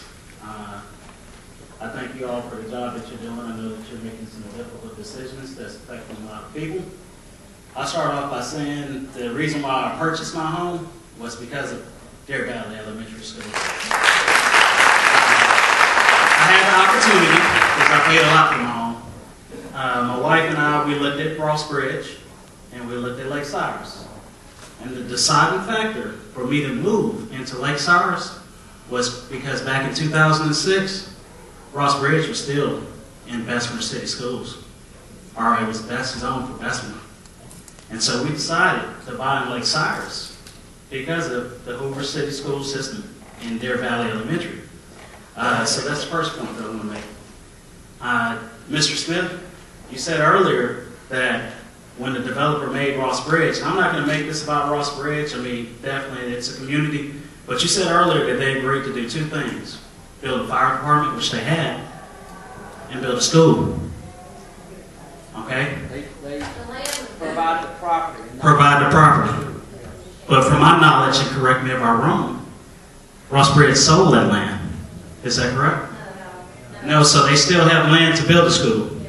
Well, why is the discussion here? If they have land to build a school, and it's a need because of the influx of students, why not build a school? Now, my question here with that as well, if they are going to build a school, even in the foreseeable future, why uproot Lake Cyrus, who Deer Valley was created for Lake Cyrus? We have strong roots. We grew up there, okay? We paid tax dollars for Deer Valley for years, longer than any other community. But now you're going to take Lake Cyrus residents out of a community, a school. My son loves every last one of his teachers. He's only been in there for 2 years, but he knows second and third grade teachers. The family, it runs deep. Last thing I want to say is this right here. I really feel, even on the board, and I'm just throwing this out here, I think every community present that's gotten their way probably has a little bit of representation on the board. Where's my representation? Where's Lake Cyrus? Do any one of you individuals live in Lake Cyrus? I moved out of Lake Cyrus 2 years ago. 2 years ago. Yeah, you moved out. Where did you move to? Green Valley. Green Valley? Are you affected by this change? No. Are you affected by this change? Are you affected by this change? Are you affected by this change? No? Yes? Where's your child going? Deer Valley. Deer Valley. Oh, so you're getting the win. Where is your child coming from? 3 minutes. Where's your child currently in school? Deer Valley. Oh, they're in Deer Valley. So your child will be moving to Trace Crossing. 3 minutes. Where do you live? Ross Bridge. My point exactly. You're still at Deer Valley. No one else is affected. You guys are making I'm decisions. Greystone, excuse me. I'm Greystone. I'm affected. I apologize for going over time. Look, the other thing that I wanted to talk about is the Alabama Accountability Act. I wonder how many students in Trace Crossing are actually parents, have their kids, because of the failing test scores, going to private school. I guarantee you the enrollment in this Alabama Accountability Act is definitely going to increase if we're forced to go to a failing school. Thank you. Thank you.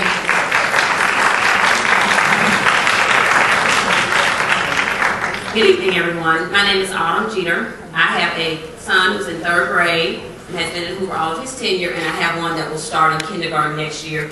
And according to the plan, he'll start at Trace next school year. I'm curious as to something that I saw in the bullets that I didn't hear much about. Will you tell us about the grandfathering clause or plan? We haven't finalized that yet. We're going to do that over the course of this feedback period. Again, this plan is not provoked. There will be a window to receive feedback and comments.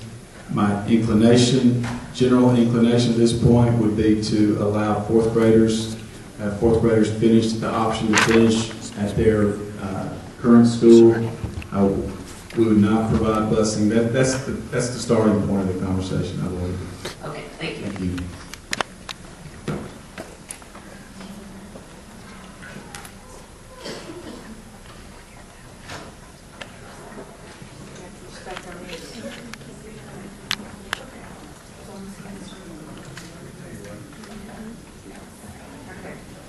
My name is Tricia Crane. I don't have children in the school system anymore, but I've kind of been, I think I've been described as a board groupie in the past, so here I am. Question I have, a couple of things. I know that you held a lot of meetings in schools and in some private homes and clubhouses and things. Would you be willing to commit to holding a few intimate meetings at some apartment clubhouses of the folks that are affected, because most of them did not find out until today that they were being moved. And I think that kind of commitment would go a long way to helping ensure that you hear the voice of the families in apartment dwellings. I'll be happy to arrange some meetings. Okay, that's good. One of the things that I noticed is missing, there's a lot of information missing from the report, and the actual full report was online, whether it was supposed to be or not, it was. But there's nothing in there talking about the miles traveled back and forth, you know, these kids and that kids, those kids, and which way they're going and which way. But I guess a bigger question is, I have to ask, and I know I'm not going to get a response, but I have to ask, you know, we went after the apartment kids in 2004. That's who we disrupted. We disrupted a few. We moved Shades Mountain. We closed Old Berry. But we took those apartment kids and we played fruit basket turnover with them. And it really didn't go well. The schools that they were moved to were not prepared to receive the children. And Dr. Joy Brown will back me up on that from Bumpus Middle School. We had a long conversation about it. I wonder if it's just easy pickings.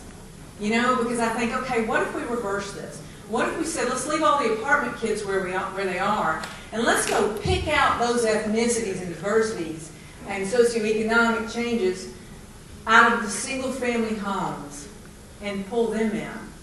You know, I know we would never do that because they would scream like they've been screaming for the last 5 weeks.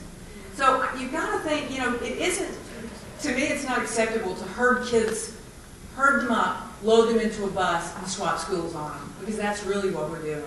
I know that it will still have to go in front of Judge Heikela, and I have a lot of confidence in Judge Heikela as I've seen the way she is handling the Huntsville desegregation and zoning request. The last thing, really the reason I intended to step up here, I want to hand you, you know, part of what we continually hear at meetings ever since the bus thing started last year is this lack of information, all right? This sort of, we don't know until we're told and we're being sent somewhere else. So I brought one for Mrs. Frazier, one for Mr. Murphy, and one for Mrs. White as representatives. I brought for you my outstanding records requests. And I want you to see that some of them are 240 days old, okay? I will hand those to you. I don't know if you'll let me up there. And I've signed each one because I want you to understand, I want you to see the kind of information I've requested. And the fact, I haven't asked for anything difficult. It would help put some pieces together. And that's what these folks are here for. They all came out here on a Monday night because they wanted information. So I'm hoping that we can, Mr. Murphy, you are a wonderful advocate for more information. You have constantly asked for more information. Mrs. Frazier, I'm still waiting for an answer to a question I asked in June. A simple question. I still have no answer. It's really frustrating. So I wanted to make sure that I delivered those to you so you do have them in your hands and you realize how long and old some of these requests are. I hope that as we move forward, I'm looking forward to seeing those meeting dates set up, Mr. Craig, with the apartment dwellings. I'm sure Monica will help set those up. Thank you for your time.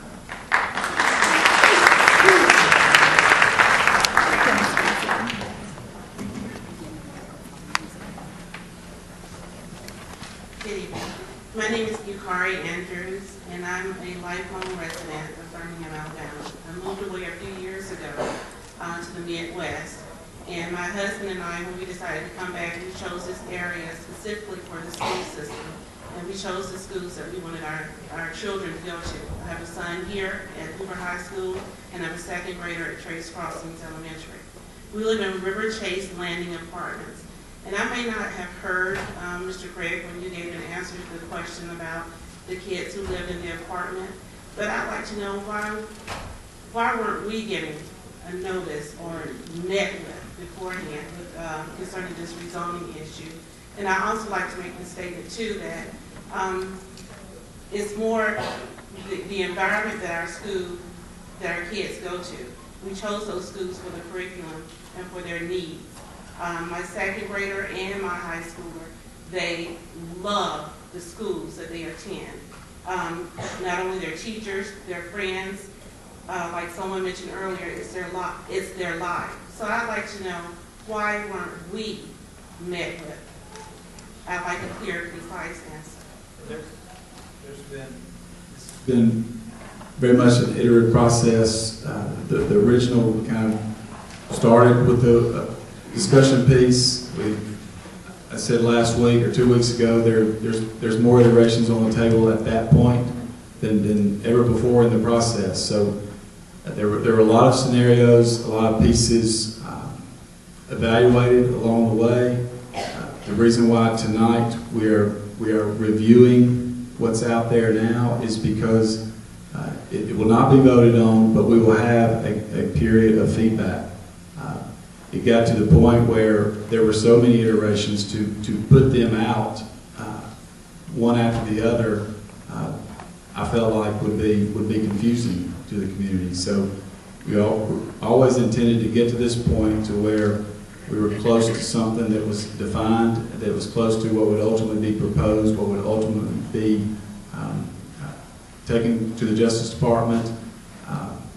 And that's why we are not voting on it tonight. We've always planned to have a feedback window, a window to, in essence, discuss the proposal that's on the table.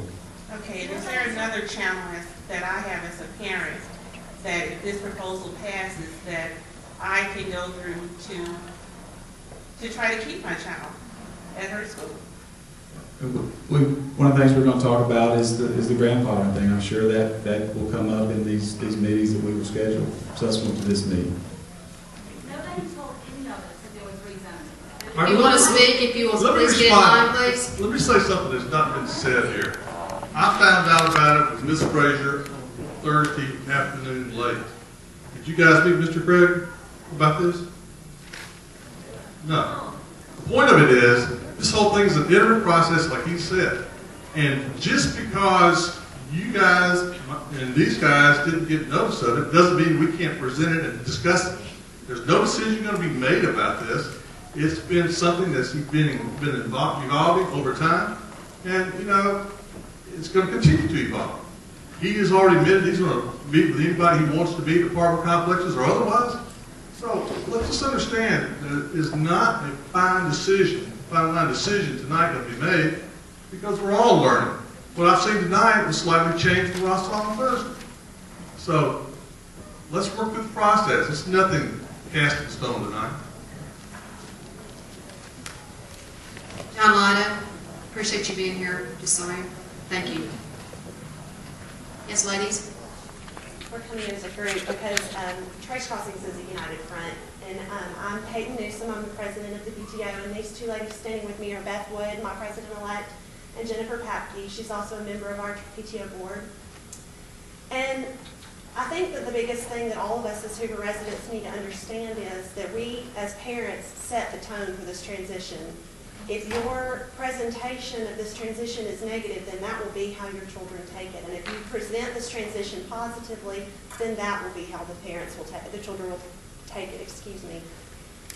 The concept that Trace is somehow in need of fixing is such a sad thought. And I know for a fact that this past week, a sheet of paper went home to every student in the Hoover school system that highlighted some of the wonderful things that are going on inside of Trace Crossings. I also think it's notable how many of these parents that are scared that they're getting zoned out of Trace are fighting against that as well. I'm going to let Jennifer speak because she does have some data about the test scores. Yes, you can actually go and look for the Department of, and I don't know exactly the link, but Trace is not a failing school. That's right. It is not a failing school. Okay? The test scores are out there. It is not a failing school. My child went to kindergarten at a private school. We moved into Trace Crossings, and Miss Mackinbell, which is in the back, noticed my child who went to a private school, noticed that he had a little bit of an issue reading. So we worked with him, and now he's in the enrichment program at Trace, and he has done nothing but excel there. And so our teachers are doing great things at Trace, and actually this is a good thing for us because it has brought our teachers closer together. It has made them work so much harder for our kids. And so we wanted to let it be known that Trace is not a failing school.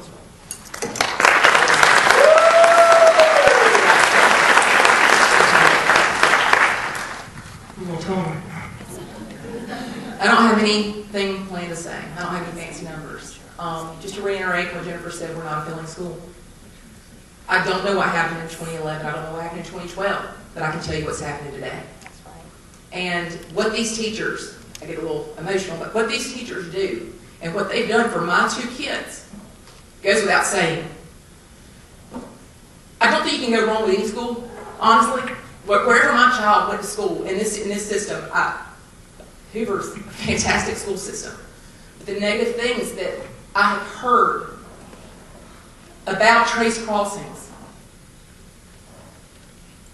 we have little ears, guys, that hear everything. And kind of going back to what Peyton said, I have a daughter at Rock Scout, and she comes and tells me that there are friends that are asking her why, or does she know that she went to the bad school? All I can ask you as my peer and as adults, we all have our opinions. I've heard a few tonight that I don't necessarily agree with. But just to be mindful of what it is you say.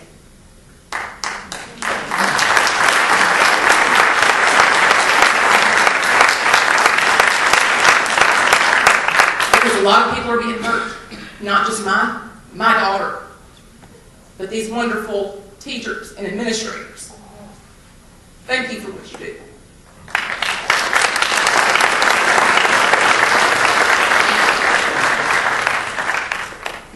Hello, my name is Portia Wilson. I'm a resident of Rossbridge. I've been in Hoover for almost 6 years. 2 points.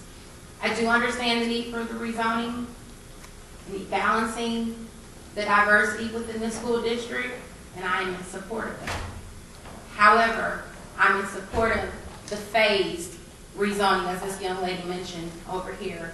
So at normal transition times, kindergarten, for us in Deer Valley, at the end of 4th grade, and then again at Bumpus, at those grade levels, as people move into the communities, have those kids feed into the new school rezoning plan and keep everybody where they are as of today until it is time for them to transition, that natural transition at the end of, or the beginning of kindergarten, end of 4th grade, and maybe 8th grade, I guess, at Bumpus, and make it a phased movement. So over time, we will reach that diversity goal.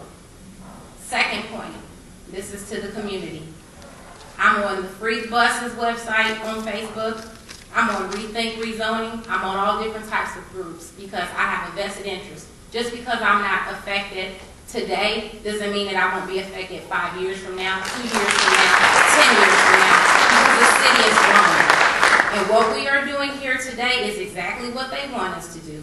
We're throwing mud at different communities and at different schools. And we need to be united, and we need to speak with one voice, or nothing will happen for any of us. Today, 5 years, or 10 years from now, we need to stay united as a community. We need to address the bigger problem fighting about what school this kid is going to and what community and where's your child live and where's your child live, that's the Band-Aid. The bigger problem is funding. And that's what we need to be focusing on. And we need to speak with one voice in Hoover. We all have a vested interest because we all pay taxes, whether we live in Ross Bridge or River Chase Landing, we all pay taxes here. And they're higher than anywhere else in this doggone area. And we need to have one voice. Thank you.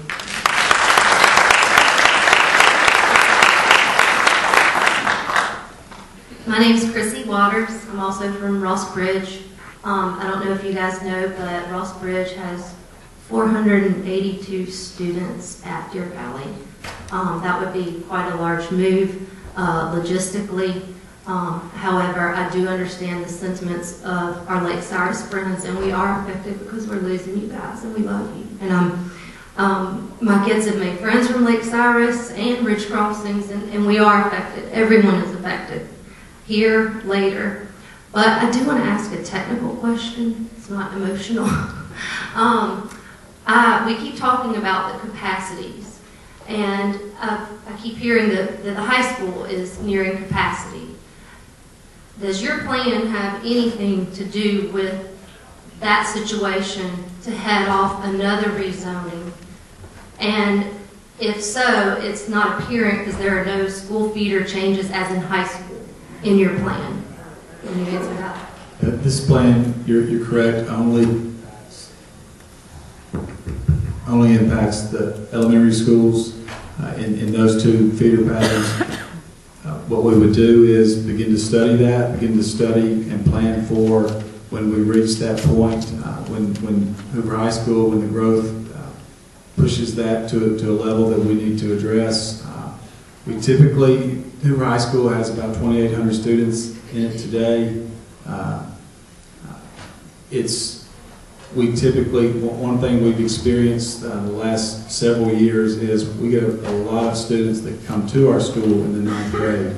Talked a little bit before about that shifting of distribution of our student population towards the secondary level. It's been really consistent the last probably say 6, 7, 8 years where we get a lot of new students at that grade level. It seems to have stabilized a bit, but you know, we like to think that this footprint that exists today, top end is somewhere in the 3,000 to 3,100 level. So, you know, we're about 200 to 300 students away from that. So we need to begin to plan for that. Okay, thank you.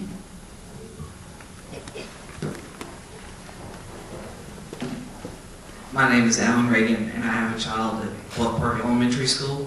And I just wanted to say real quickly that with regards to future developments that may occur or any possibilities of alternative uses of the land that has been set aside from existing developments, I really wish there would be some maybe creative thinking or see what could be explored that we could legally do to possibly sell that land and get the money from it. I'm not saying that that's a solution, but just I think that the developers are getting off easy in the process of profiting from the growth of our city. And while there's a huge financial value tied to the land that's donated in an area like Ross Bridge, it takes more money to use that land than anything else we can do to offset some of the budget problems that we have. So it's great that we've got that land, but realistically we can't afford to use it. And I would just hope that between the council and the board, maybe that things would be considered of how we can possibly lean on the developers in the future or currently to help with the situation.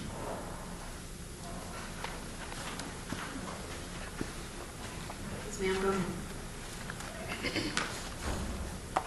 My name is April Taylor. I am a homeowner, condo owner in River Chase. But I think that I speak for homeowners and renters that live in River Chase. Earlier, Mr. Craig referred to saying that he was considering travel times in the rezoning. Are there any other schools that you're moving 13 miles out of their own communities? That does represent the furthest travel distance. And quite frankly, when we sit down with the Justice Department, they're going to weigh the same things that you're weighing. They're going to weigh transportation burden versus the balanced diversity, the impact that it would have, the positive impact as it relates to the ethnic diversity in Greystone Elementary School. So we will have those discussions. That is a negative piece of this that we would hope to try to mitigate for families. One example is what we described earlier in terms of the extended day program. So the school times themselves, if you travel that route, we think that we can avoid the traffic. It's a fairly straight shot. That's one of the reasons why we chose that, because it has a direct access to Valleydale Road there. There's 5 other schools on Valleydale Road that you hit during that traffic time. Right, and we think we would not hit the travel time based on the start of Greystone. So again, that's something that we will discuss with the Justice Department. They're going to weigh those factors in as well as we have, but we're going to go to the table with them. Another thing that was brought up too with busing, long bus times, I have a 4th grader that is new to River Chase this year. If this goes through, this means that my child will be changing schools 4 times in 4 years, along with other new 4th graders at River Chase Elementary this year. There's going to be 5th graders that, end up going completely being ripped out of their community to only 1 year later come back into their community to go back to Berry Middle School. In this process, they're going to be ripped away from this school to go to another community and then come back into their community. And in the meantime, it's being talked about that they're going to be bused for aftercare back to River Chase Elementary, to a school with the kids they're not allowed to go to school with anymore, and to have to go back there for after-school care at a school they can't go to, at a school that they can't be with those other children that they've become friends with during the day. 3 minutes. I have a lot more issues, but I guess I'm done.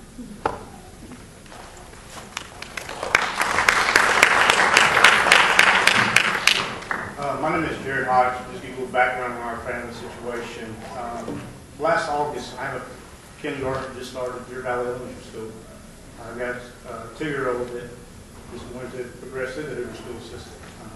We moved from Shelby County into Hoover because Hoover is a great school system no matter what school you look at.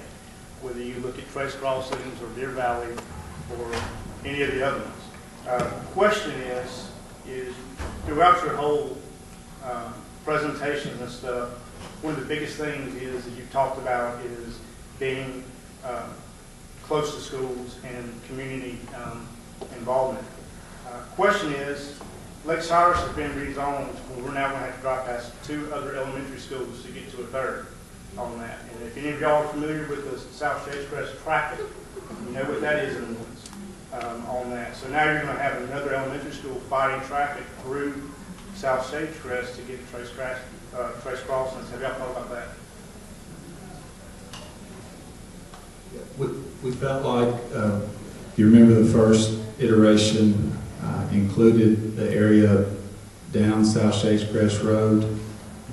We felt like several things turned us away from that original. One was the uncertainty with regard to the build out down below the Met.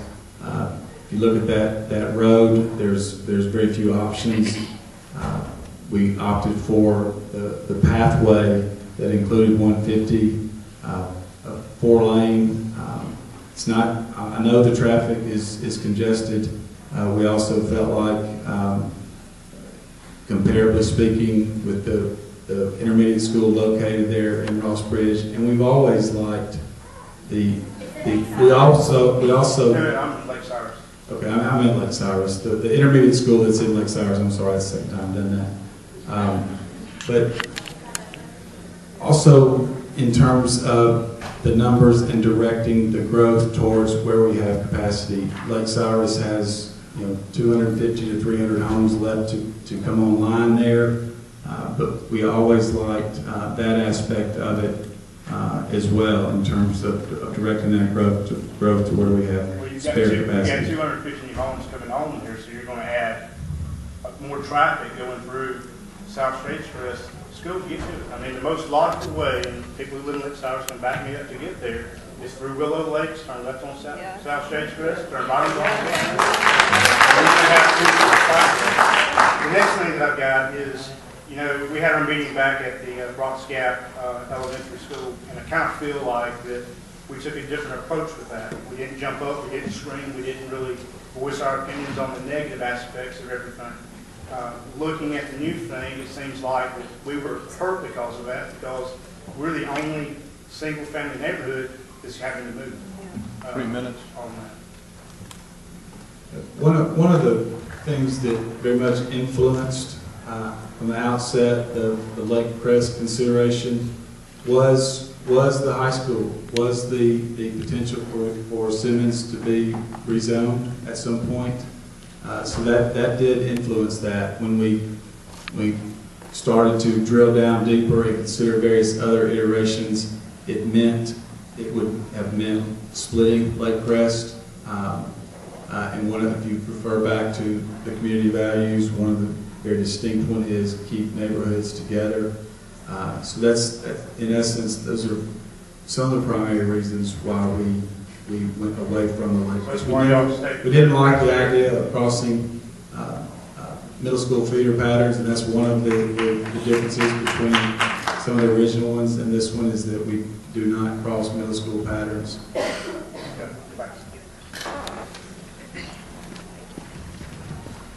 Hi, my name is Kira Berg, and I live in Lake Cyrus.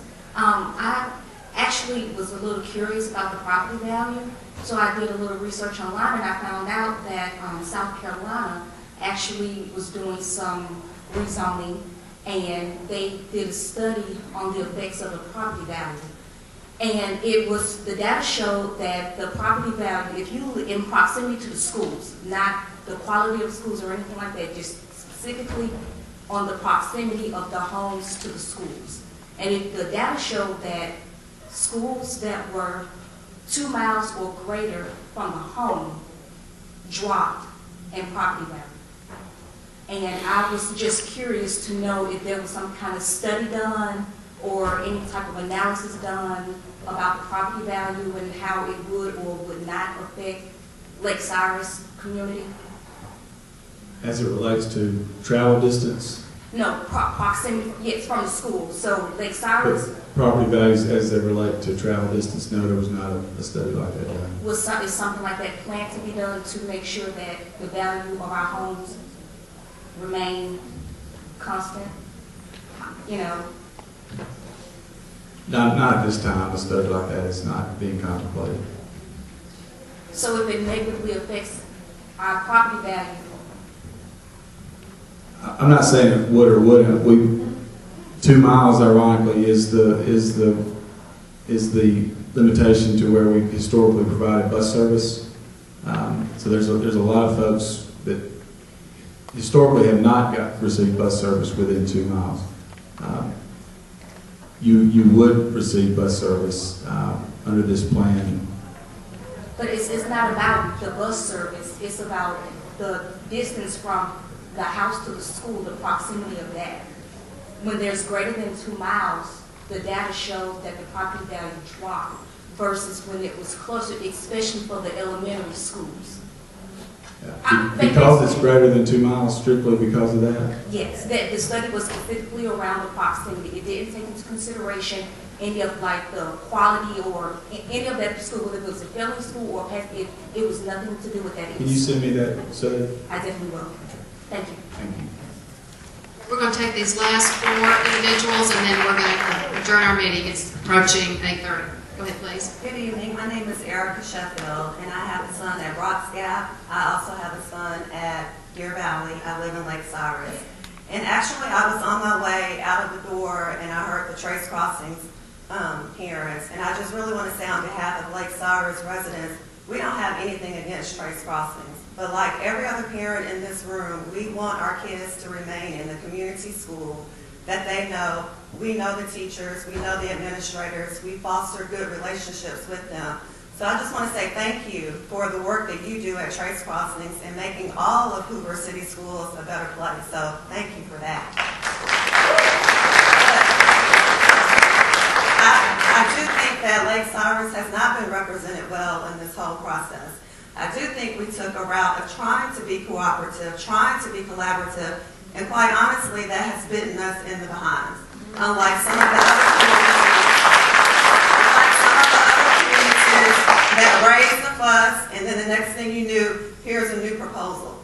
So I'm asking the board to really take some time to meet with all of the residents, not just the ones that live in single family homes, not just the ones that live in multi-family homes, but everyone. Let's come up with a solution together. I lived at the apartments at Ross Bridge before I moved to Lake Cyrus. But I bought my house in Lake Cyrus because I wanted my children to go to Deer Valley. That might not mean anything to you, but to me and to my neighbors, it means a whole lot. So I'm asking you, on behalf of the Lake Cyrus residents, to take some time and really think about this, think about what you're doing, think about the reparations that it has for all of us, and let's make a decision together.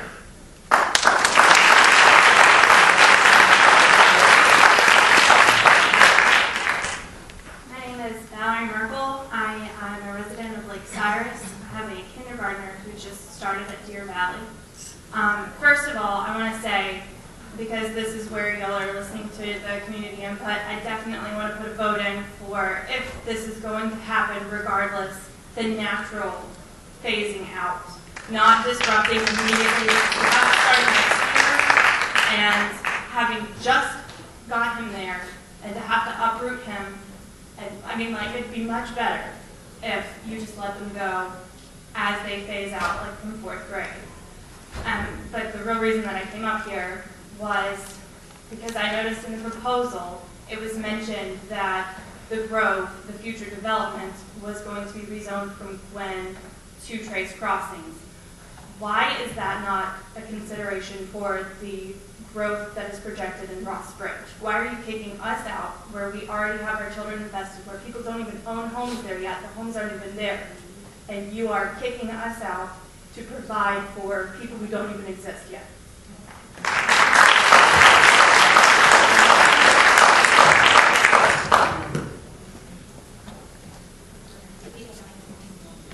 Honorable Senator, live in a condo. Surprisingly, one of those that was not affected. But I appreciate the opportunity that we have to speak to the board and to the superintendent. But when the action is taken here, it's then going to go to the Justice Department. And all of Hoover is being represented by the superintendent.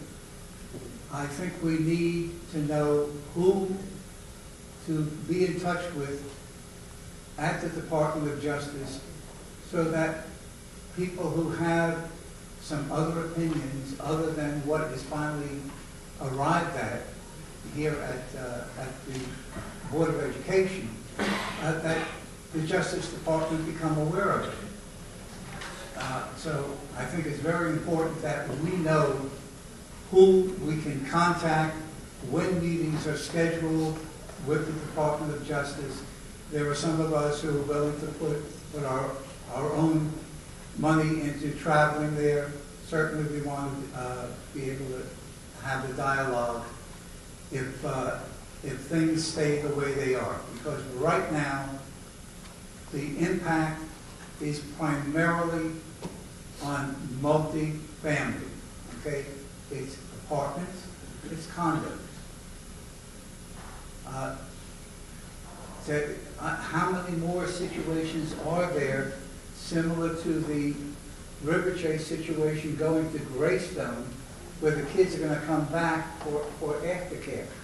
Are there any other schools that kids are being taken away from and then being transported back, or any other of these anomalies? There's a lot more that we need to know. There's a lot more that you need to know. Thank you.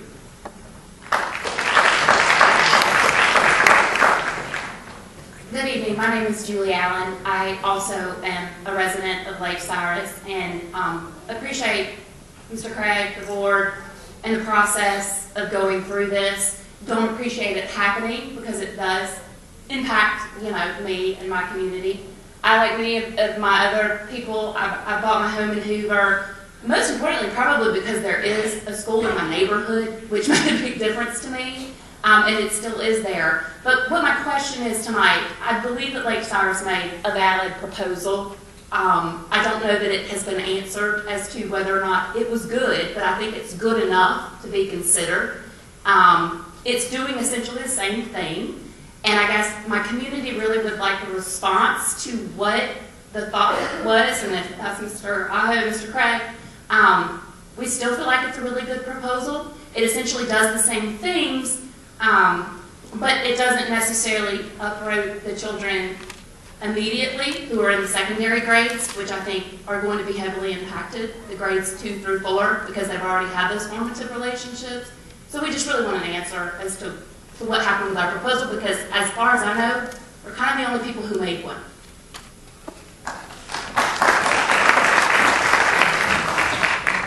We looked at various grade reconfiguration scenarios. We were working with one that more specifically looked something like this. Leave South Shades Crest out and then essentially combine the trace crossings in Deer Valley zone. Again, it does, when you combine the zone, put the two together, it does create that perfect balance from a diversity standpoint. However, it creates, I think one of the previous points was the distance between the schools. It creates a bigger zone, a much bigger zone, a combined zone. Our elementary schools are typically neighborhood zones, at least from the outset. But specifically to the K1 model 2, 3, 4, it was to be K1 at Trace, and then 2, 3, 4 at South Shades Crest, and 2, 3, 4 at Deer Valley. I think you mentioned that they were very similar, and I very much agree. They are very similar. If you do the combined K1, you take the geographic area of those 3 zones, you take all the students to K1, you essentially have to rezone those 2, 3, 4s that K1 feeds to. So essentially, when I looked at it, the rezoning that would occur would have the same objectives, would essentially have be structured the same as they are in this proposal. So essentially it becomes this proposal. I'm sorry, I don't mean to interrupt you. Agree, what you're saying is true, except for that proposal does affect my neighborhood and my community, the one that you proposed tonight, whereas the one that I had before, it's essentially impacting the same people, except for my community gets to stay at their current school, which is Deer Valley.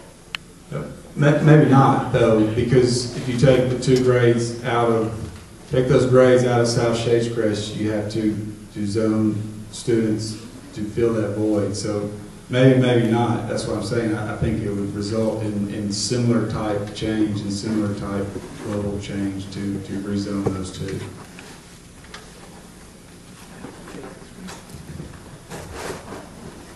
I appreciate everyone's participation tonight. Everyone please drive safely home. Our next board meeting will be October the 6th, 2014. There's no further business. We are adjourned. Let me mention one thing. There is a board meeting tomorrow, but it's a closed session involving